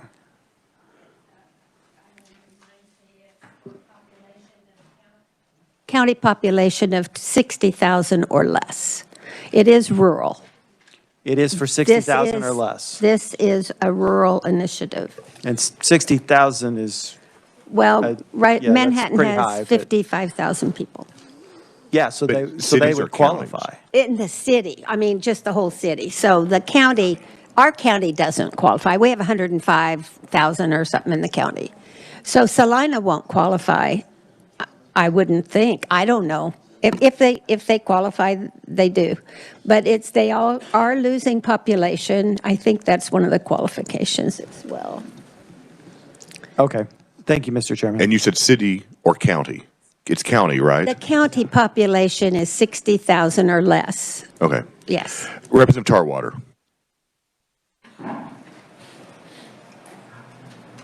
Thank you, Mr. Chair.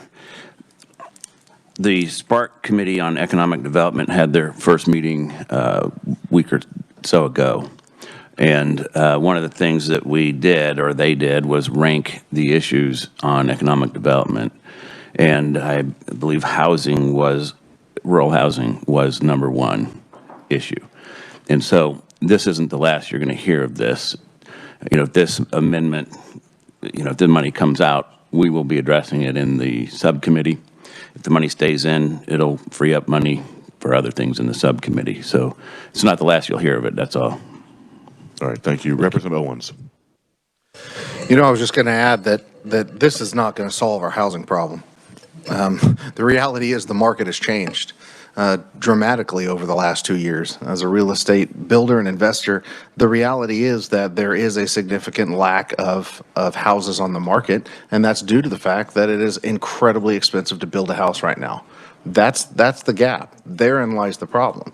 When I look at the moderate income housing range, to qualify to live in one of these houses, and by the way, these are all rental houses as I understand it, right? So we're building a bunch of duplexes and triplexes for people to live in. No, not necessarily. In my area, that's how they've been used. I should qualify that. Representative So my Owens apologies. continue.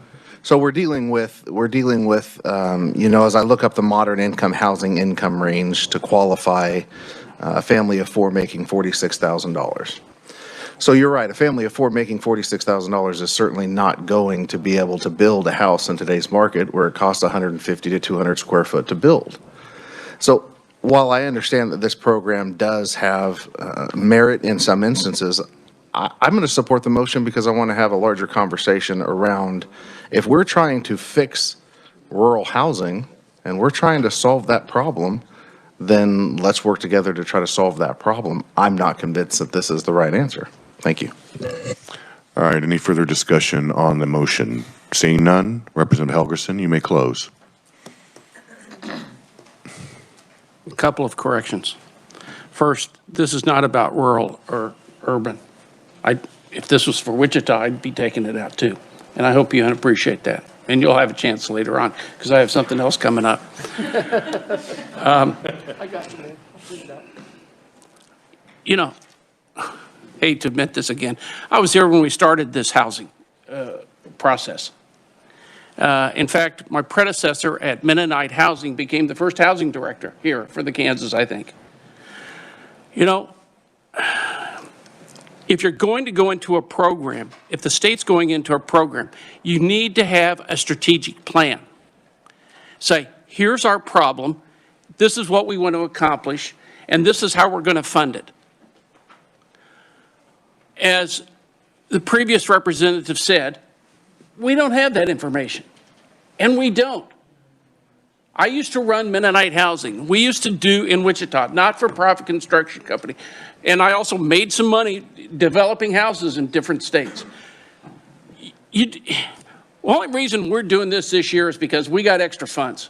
Whether or not it's Spark funds or SGF funds, We should have a housing policy and say, this is how we want to have it. We have a housing policy, actually, and it was to get rid of it, and we'll give you $2 million and somebody else run it. Now we're going to get back in the policy of putting in $20 million of, in theory, one-time money. Well, you all make choices in this building. And a couple of us make choices in this committee and in the tax committee. And I'll pose it to you now or later. You want to have tax reduction on food, or do you want to have this? Because that's what it really comes down to in a lot of ways. Yeah, it's only $20 million versus the $480 million for a sales tax. But I'll tell you, I struggle with all those issues, and I'm trying to balance it out. And the governor made this decision. My decision is you do it, you spend the money in different ways. And if there's a good, comprehensive, strategic plan about dealing with housing, then it comes before us. Not just, oh, we have an extra $20 million and here it is. So I move the motion. All right, committee, you've heard the motion. All those in favor say aye. Aye. Aye. Opposed? Opposed? No. The ayes appear to have it. Division has been called. All those in favor, raise your right hand.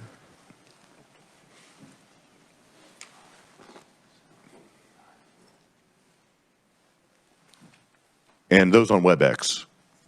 Aye. So we have one in favor on WebEx. Opposed, same sign. Raise your right hand. No. Thank you. I was just going to ask for that. Representative Alcala.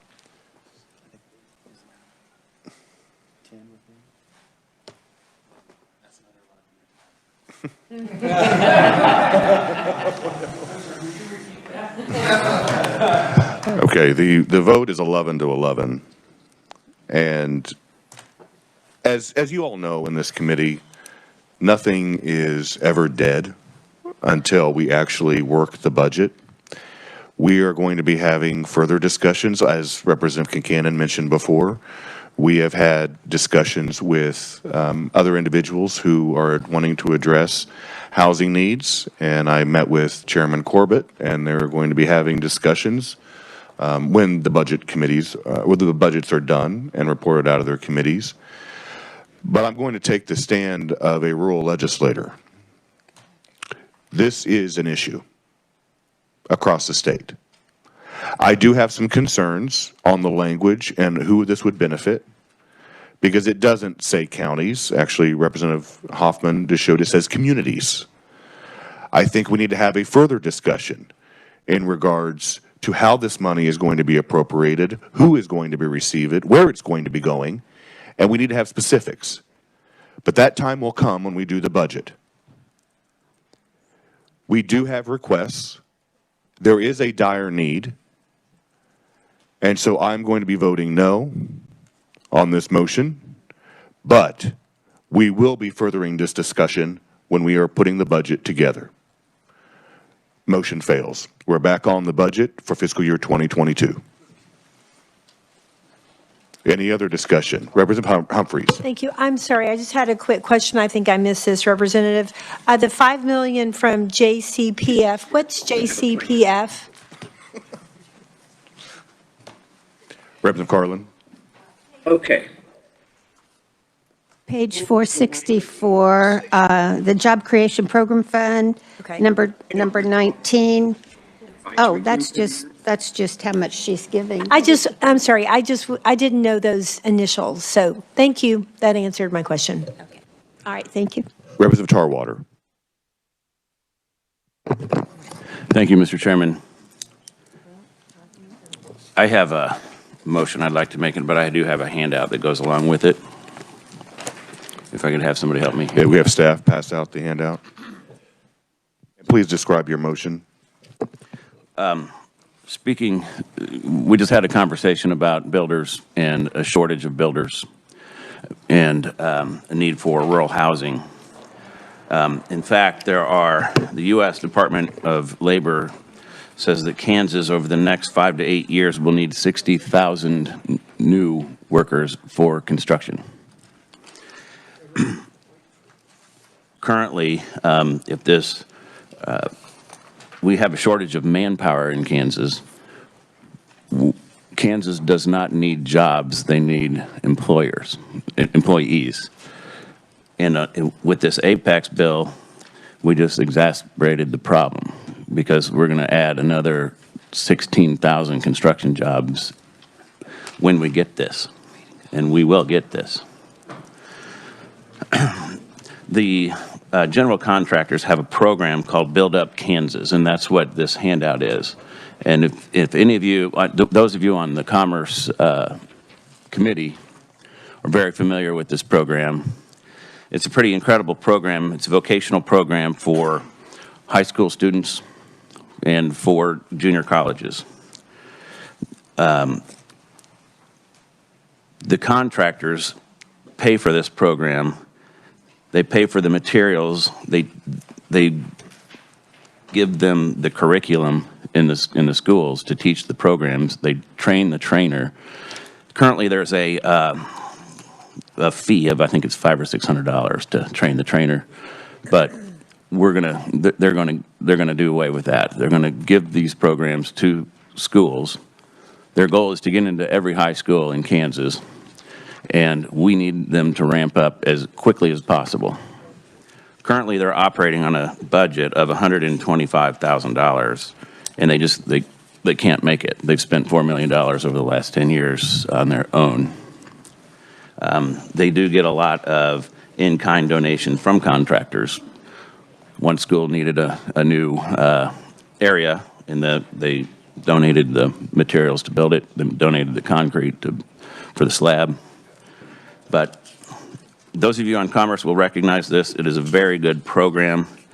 In order to sustain what we need, they have proposed a budget, and I would like to make a motion to add $500,000 to 2022 budget and $2.5 million for 2023 in order to make this program work. And I'll open it for discussion. And that's an SGF? That's SGF. All right, committee, you heard the motion, second by Representative Williams. Discussion on the motion. Representative Sutton. Thank you, Mr. Chair. Seeing as how we're trying to solve the same problem that we did previously, are you recommending taking that from the 20 million that just got added into the budget? Representative Tarwater. The request is out of SGF. Out of SGF? Out of SGF. Ah, I see. So it's coming out of the same pool. Mm-hmm. Excellent. Thank you. Representative Williams.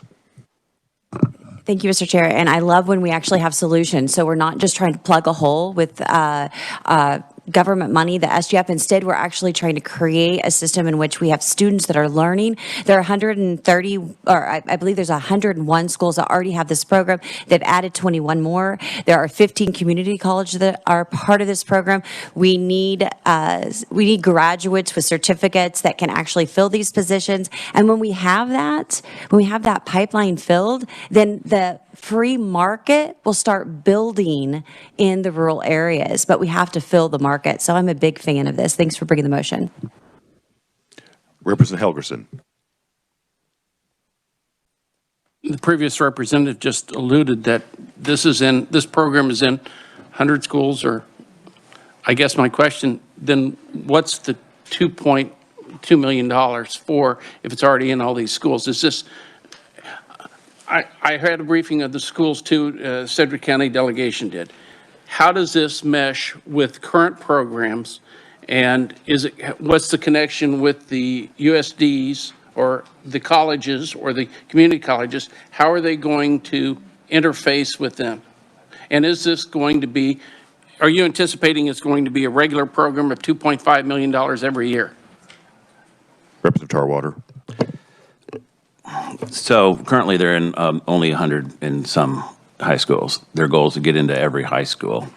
They require an advertising budget to do so.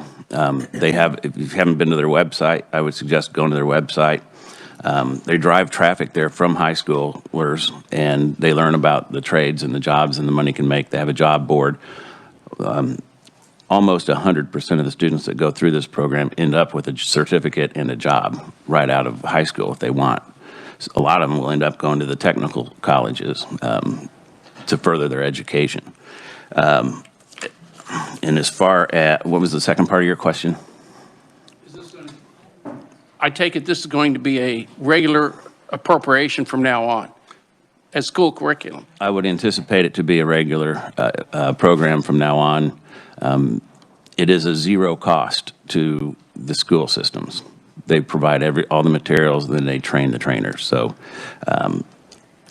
it's a small budget compared to the school budget, that's for sure. And it's the only way to get schools to actually participate in the program because they don't want to add to their budget.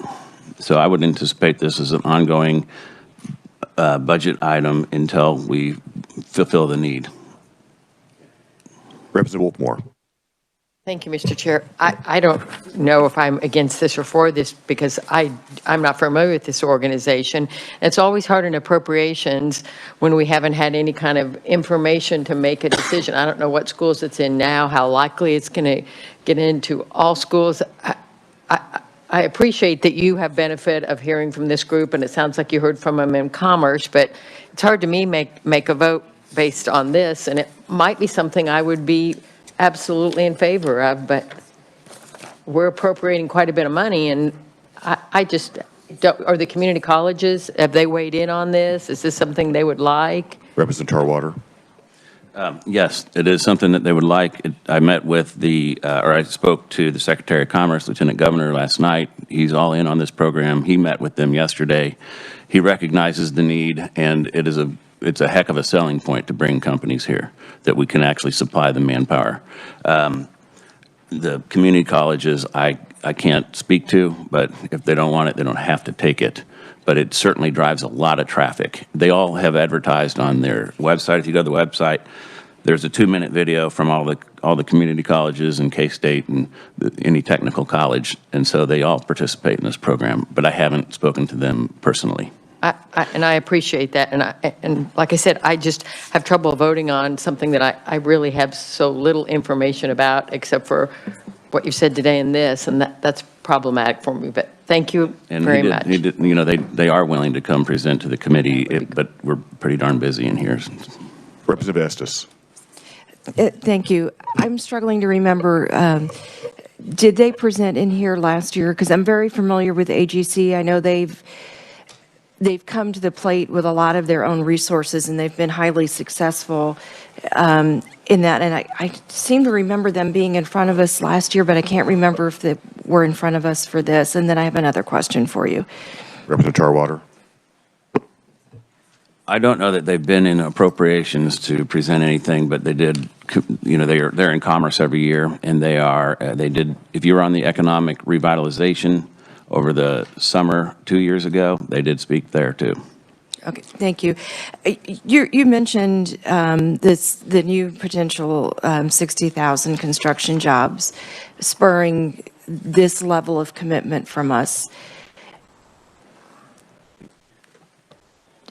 What happens if we don't have a company take us up on the Apex bill and we don't have that much of a need? Well, we just kind of heard on the last motion that we have a severe shortage of employees. The 60,000 employee number comes from the U.S. Department of Labor for Kansas before Apex. Thank you. I appreciate the clarification. Okay, and I apologize to committee members. We're going to have to recess because we are supposed to be on the floor right now. So we will continue discussion in regards to the amendment from Representative Tarwater. Please pay attention. I will make an announcement at the well, depending on how long the session lasts today, and we will reconvene and discuss this and continue on with the budget for the Department of Commerce. So until a later time certain, we are in recess.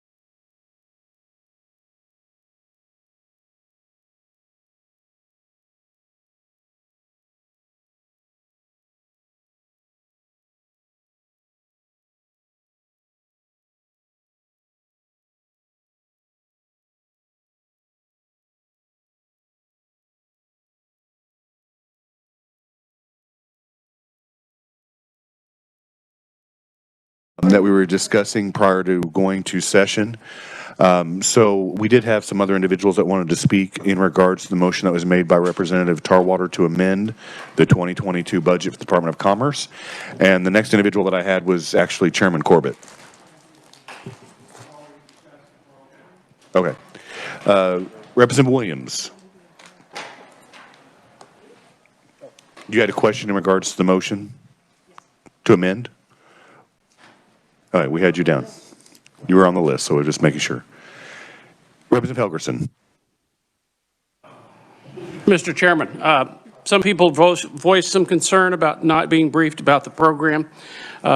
Sedgwick County delegation was briefed, I think in December or January, about the program. I think it's very worthwhile and should be handled. I have one or two questions. First of all, since I knew about it the end of last year, did they make a recommendation or request into the governor's budget, and did the governor not fund this? Representative Tarwater. Thank you, Mr. Chairman.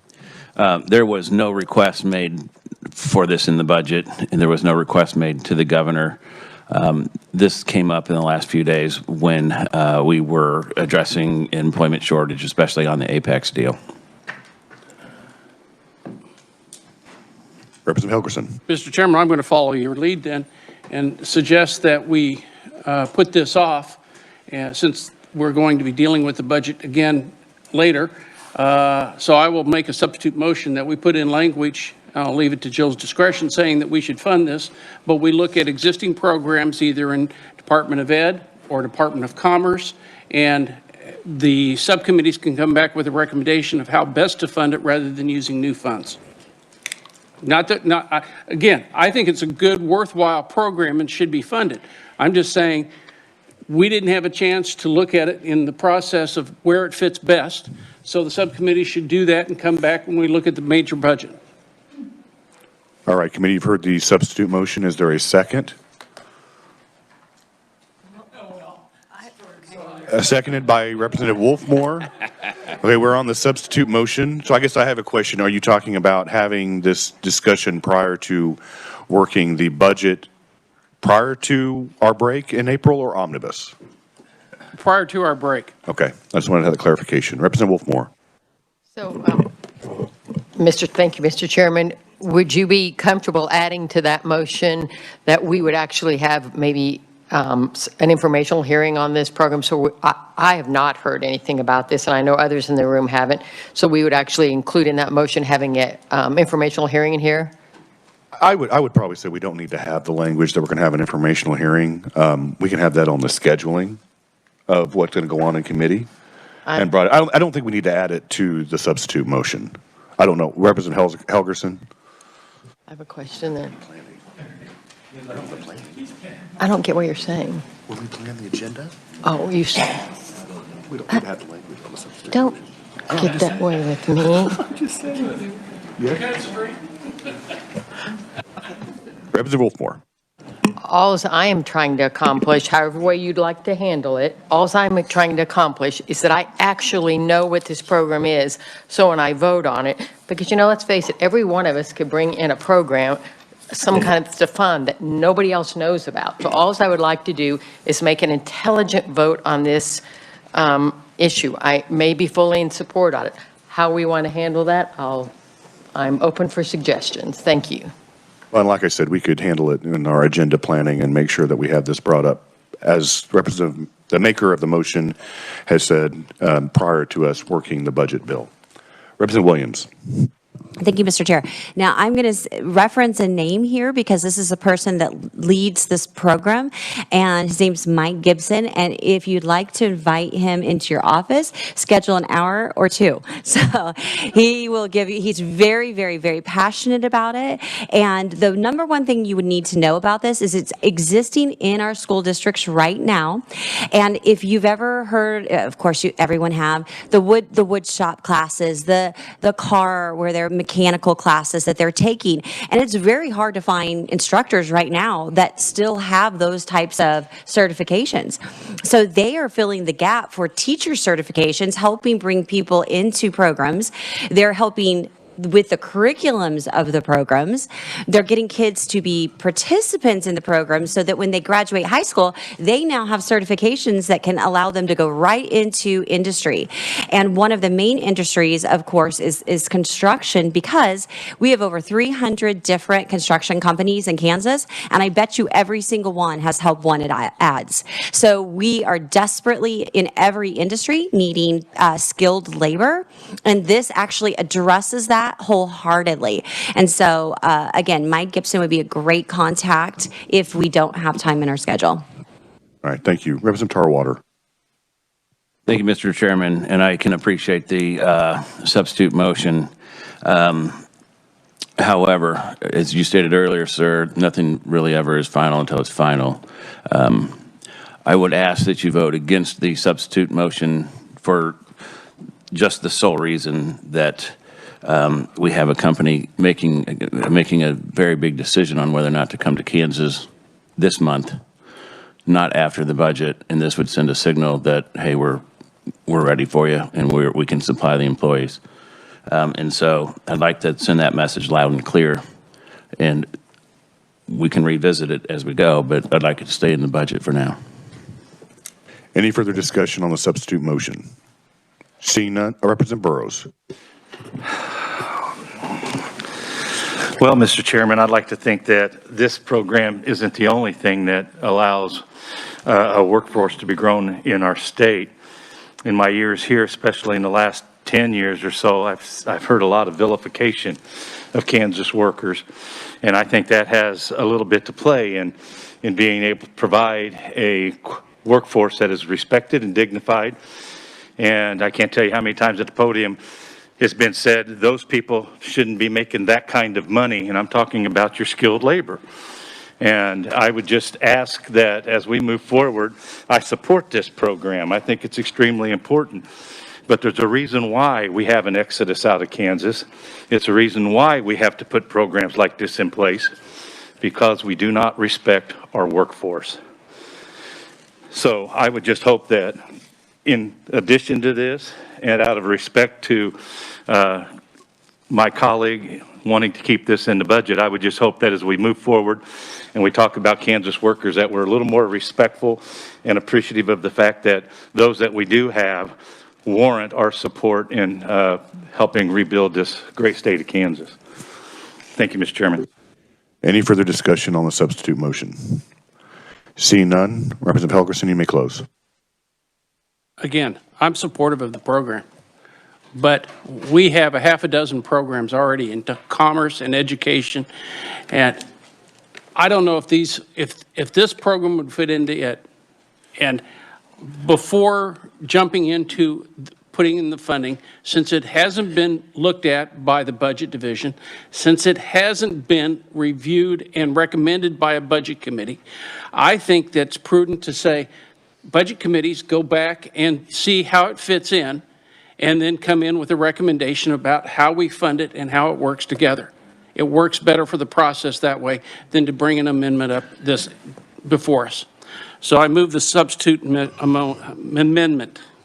All right, committee, you've heard the motion. All those in favor of the substitute motion say aye. Aye. Opposed? No. The noes appear to have it. Noes do have it. Motion fails. We're back on the original amendment. Representative Hoffman. Thank you, Mr. Chairman. I have a couple of questions. So going to the Job Creation Program Fund, so if I'm reading this correctly, the agency wanted to leave $1.4 million in that fund because they were able to use money in a different, I think they used SGF money, if I'm reading it right. Okay. The Job Creation Program Fund, it looks like that the agency wanted to leave $1.4 million in that fund because they used SGF money instead. And then the governor, if I'm understanding right, is taking $5 million out of the fund to use it for economic development. Is that going to something different than what the Job Creation Fund is for? Representative Carlin.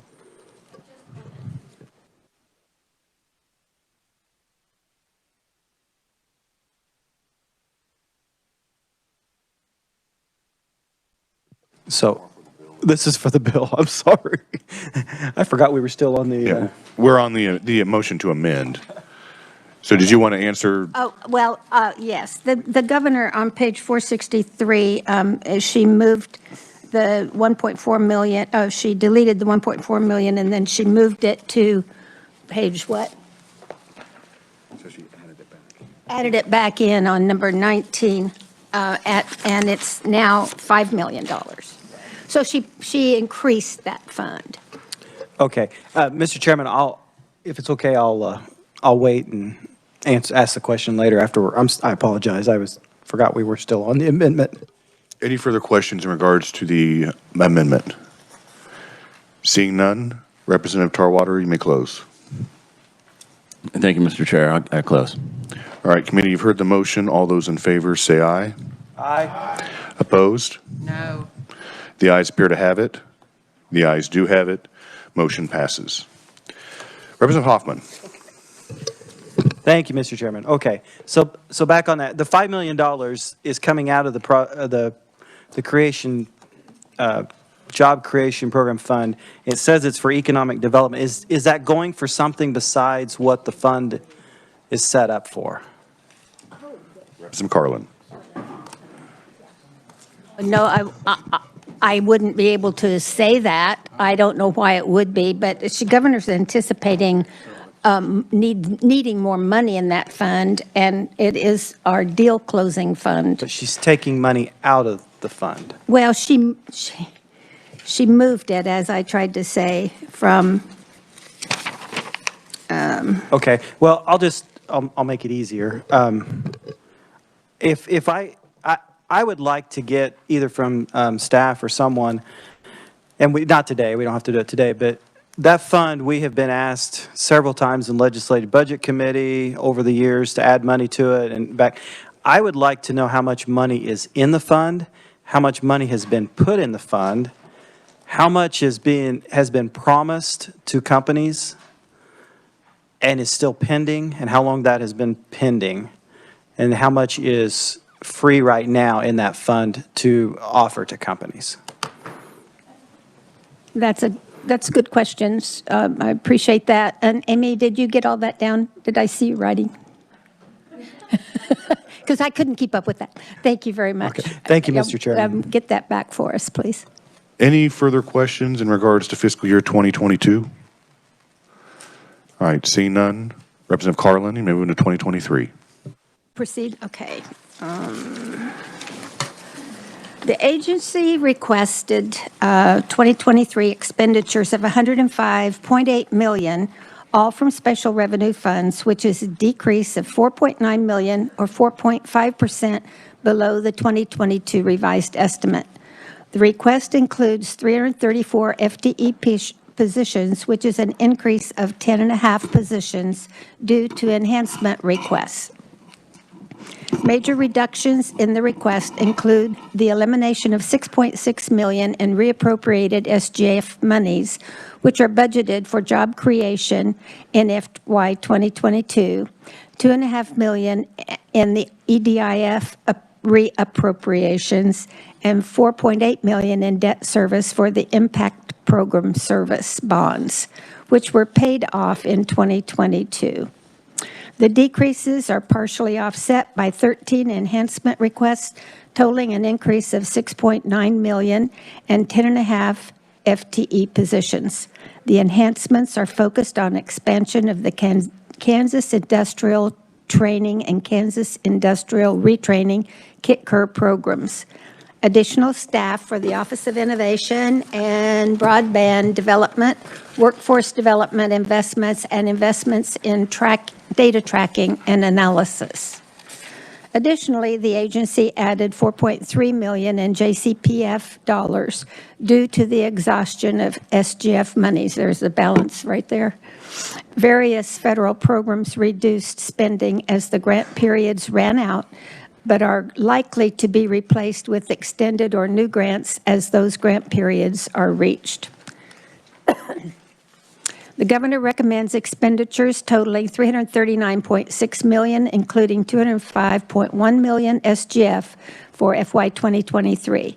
The recommendation is an increase of $233.8 million, including $205.1 million SGF above the FY 2023 agency request.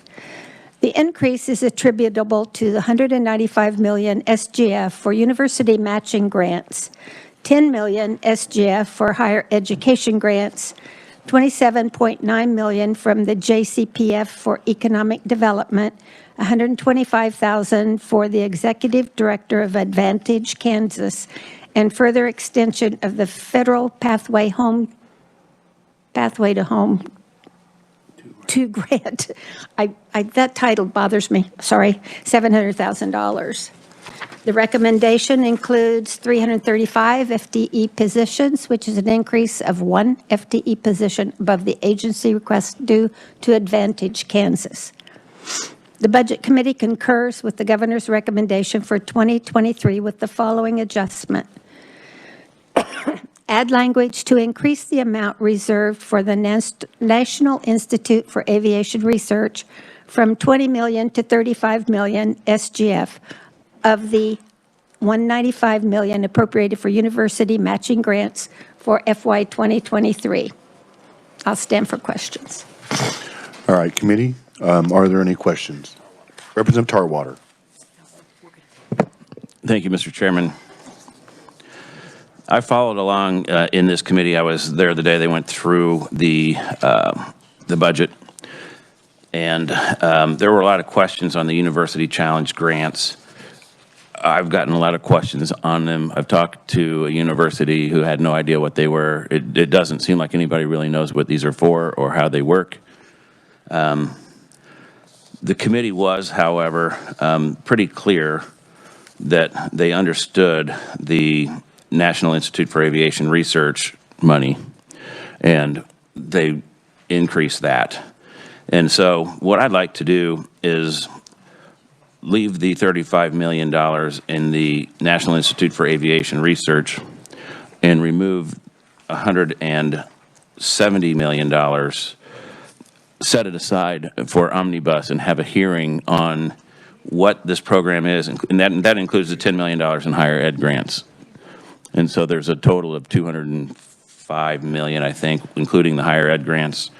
I'd like to leave the $35 million in for the NIR and remove the rest and have a hearing on what this program is and reconsider it omnibus. So like the previous motion that was made, is this before, to hold it back until we do the budget bill in March, or omnibus? Omnibus. All right. So specify that in the motion. Is there a second on the motion? Second by Representative Owens.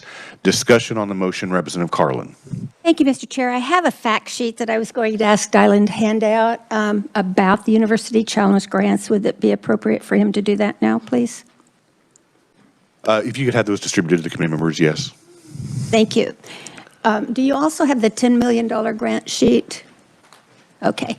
I anticipated discussion of this, and we do have some facts that are available. I want to say that obviously the governor knew about the NIR issue when she made her budget, but the other grants that are available to the other universities, or to all 6 Regents universities, would include Wichita State University. They could apply for another one, but she knew about the NIR and funded it.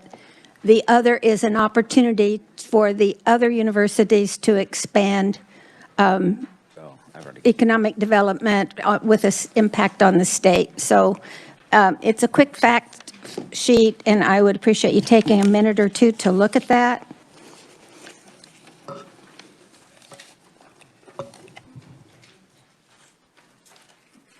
Representative Hoffman? You're on the bill, on the budget. Any further discussion, Representative Wolfmore? So, thank you, Mr. Chair. So I understand we don't know a lot about this program yet, and I'm looking forward to hearing more about it so that we can make a good vote on that. I know some of the university presidents are pretty excited about it. I don't quite get that we're leaving in one university's money, and why aren't we waiting for the total information? And then it doesn't seem quite fair to be putting in one piece of it for one university. I'll have the maker of the motion answer that. Representative Tarwater.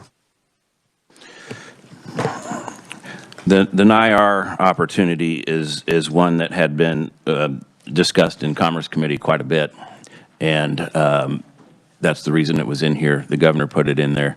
The committee, the budget committee that I attended, everyone on the committee unanimously agreed that it needed to be at the $35 million. They were aware of what the program is, and that's why it's in there.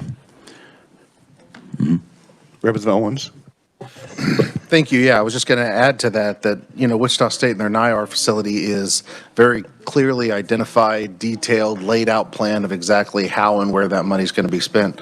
When I look at the challenge grants here, it just says that they're going to be used to establish innovation campuses. And so it would be really good from our universities to have specific plans on exactly how they would utilize that to further the goal of economic development and job growth. Thank you, Mr. Chairman. Representative Humphreys. Thank you, Mr. Chairman. I'm a little bit just echoing what Representative Owens just said, but in our Higher Ed Budget Committee, we have asked I don't think we've asked every regent school, but we've asked them, what is this money? What do you plan to do with it? And I don't think that we've heard specific plans. And to me, that's why I will support this amendment, because it's a very specific, it's for this specific thing. And it's needed. They've got plans. They've been making plans. And we're not saying no to all the other, but we're saying, let's vet it out a little bit. Let's take it back, at omnibus. Let's look at it. But I didn't sense that, and my ranking is here too, and I would be interested in his thoughts also. That it didn't seem really clear what that money was for when we asked the universities that question. So, thank you, Mr. Chairman. Representative Carlin. Thank you, Mr. Chair. I understand that everybody's angst about that amount of money.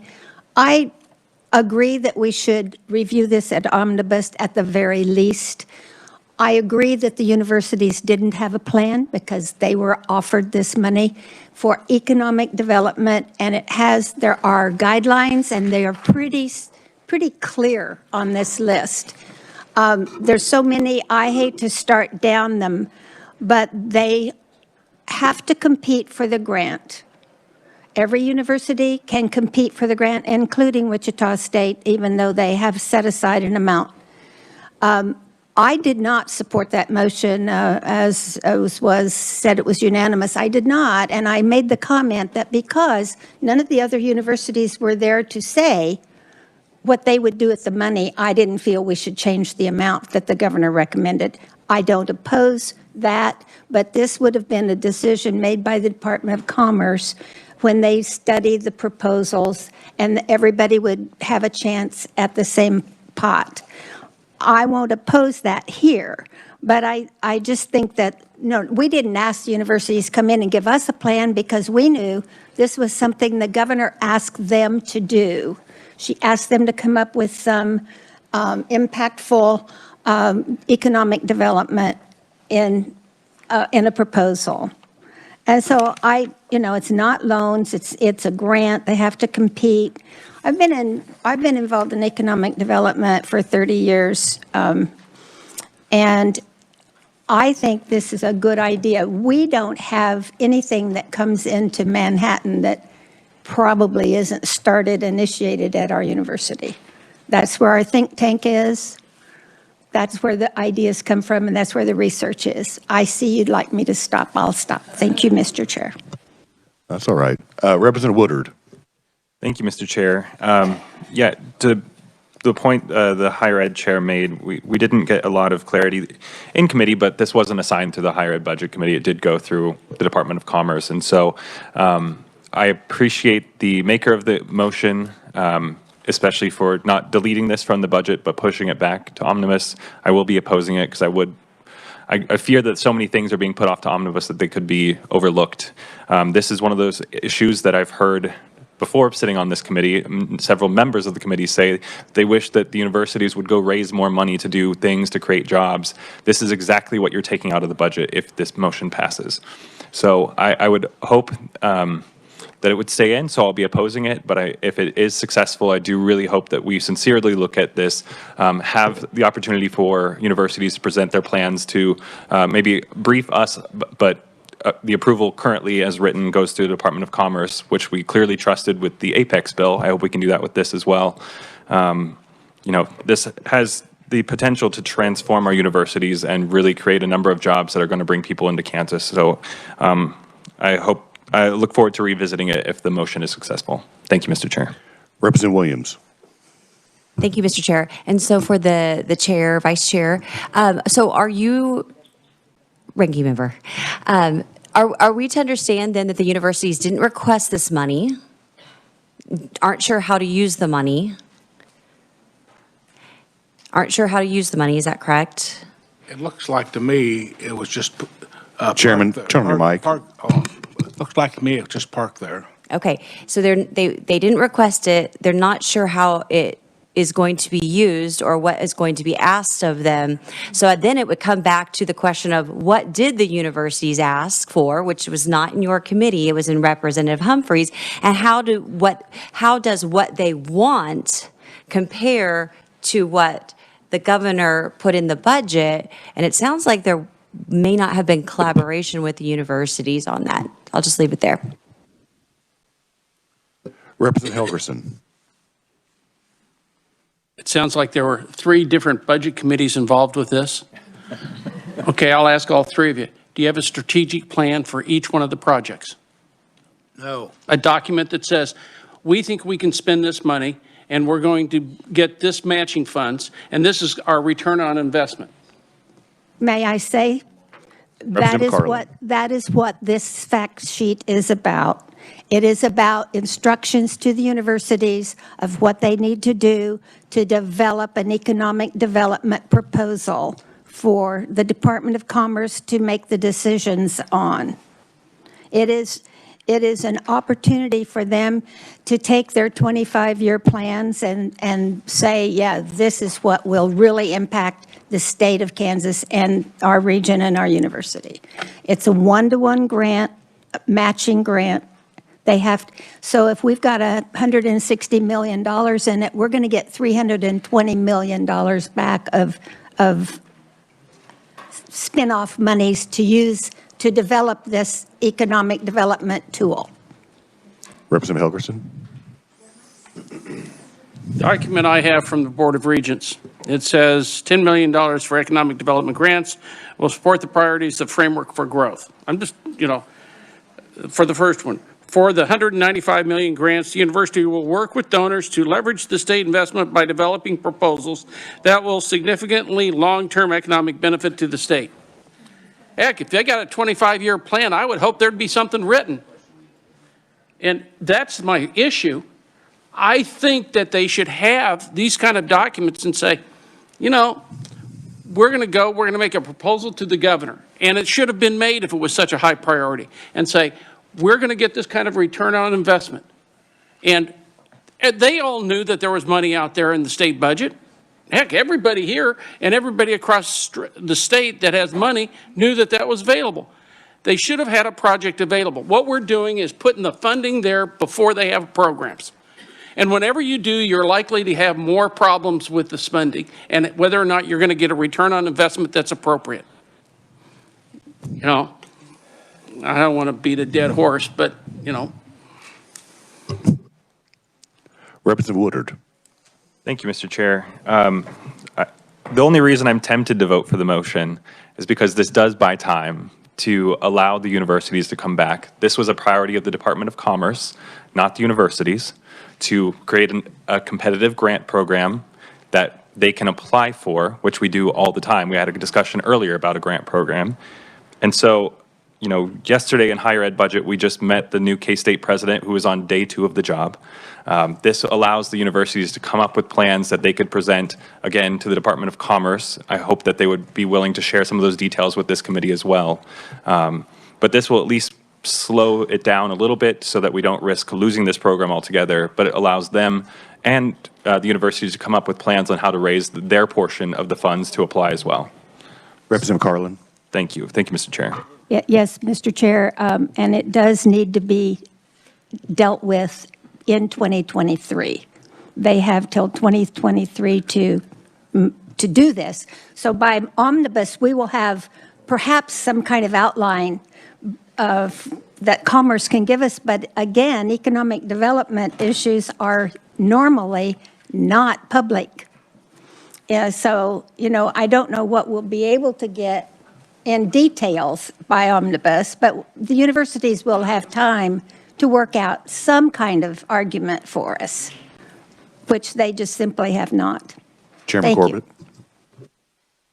Kind of agreeing with a colleague across the room here. It's kind of like going to your phone and saying, how do I spend $200 million?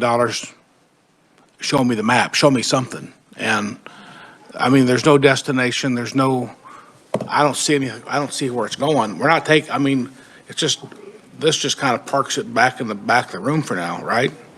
Yes, it does. Representative Landwehr. Thank you, Mr. Chairman. I just wanted to confirm so that I'm following the bouncing ball we're dealing with as we are on the Representative Tarwater motion, correct? Correct. Which is to pull everything out of there except for the NIAR funding and put that balance to omnibus, correct? No. Yes. I'll have Representative Tarwater restate his motion. Good. Thank you. The motion is to reconsider this at omnibus and have a hearing before then. I'm not looking to delete it at this point. Representative, Mr. Chairman? Yes. Yes, Representative Landwehr. Okay, so, but you're leaving NIAR in there, and then the balance is laid till omnibus to be decided on, correct? Or are you putting the entire amount of funding to omnibus? Representative Tarwater. You are correct, leaving the NIAR in and reconsidering at omnibus. The remaining balance?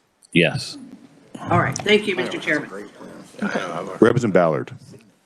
Thank you. Well, actually, Representative Landwehr had my question, and I think it was answered. I'm looking at economic development, the grants, the 10 million portion here. And so in looking at it, it does give guidelines for in awarding the grants and everything else. The Department of Commerce will work with universities to ensure that funds to promote collaboration with existing economic development programs and business networks, both within the state's universities and within the private sector. I would ask Representative Tarwater, was he looking at that portion? Representative When he Tarwater. said he would have a hearing, that's what I'm asking. Yes, for the 10 million in higher ed grants and 160 million on the university challenge grants. I'd like to have a hearing on that and find out what it is and what we can do with it. Okay, so where they spread it out, 1, 2, 3, 4, 5, 6, 7, 8, these 8 points here underneath that seems to be spelling that out. I'm not opposed to the hearing at all. And I think if this money is available, they should have guidelines of what they really can work with. It indicates here collaboration with existing economic development programs and business networks. So I don't know if that's the focus of it that you see here. Representative Tarwater. That's so. I was hearing a lot of pushback on this, and it appeared that it was going to be pulled out altogether. And I would prefer to have a hearing on it because these dollars might be very well spent, and it might really be a good program. Well, and if I may, if you look at tomorrow's agenda, obviously subject to what the weather does, we are having all of the university presidents in here tomorrow. So this conversation can continue tomorrow with them when they are in the room, because all 6 will be here tomorrow for an update with the universities. Well, but like I said, subject to the weather. Well, thank you, Mr. Chairman. I was going to bring that up because I knew they were coming in when he said a hearing. I was going to connect it, and Mr. Chairman did that. No, I didn't hear that you were pulling it out altogether, you know.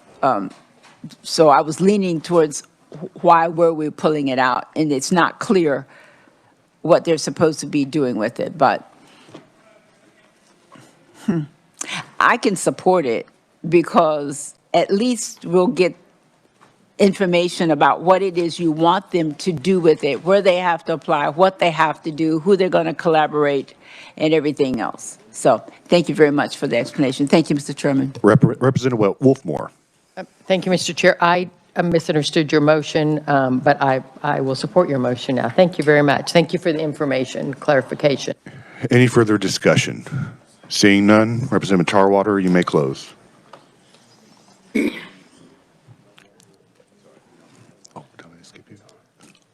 I'll close.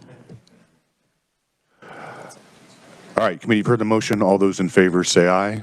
Aye. Opposed? Aye. Motion passes. Any further discussion on fiscal year 2023?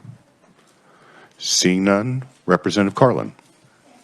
Thank you, Mr. Chair. I move the FY 2022 and 2023 commerce budgets As amended. as amended. All right, committee, you've heard the motion. Is there a second? Second by Representative Corbett. All those in favor of the motion, say aye. Aye. Opposed? The ayes appear to have it. Do you want to be recorded? Representative Helgerson would like to be recorded in the minutes as a no. All right, motion passes. Committee, as I mentioned, tomorrow, subject to the weather, we will be having the university presidents and the chancellor of KU in here so we can continue this discussion and dialogue with them. Obviously, with the motion just passed, we will have a subsequent committee meeting in regards to this particular issue as well before we do the budget. And then the other budgets that we had from Chairman Corbett's committee will be reflected on tomorrow's line of business. So until tomorrow morning at 9 a.m., we are adjourned.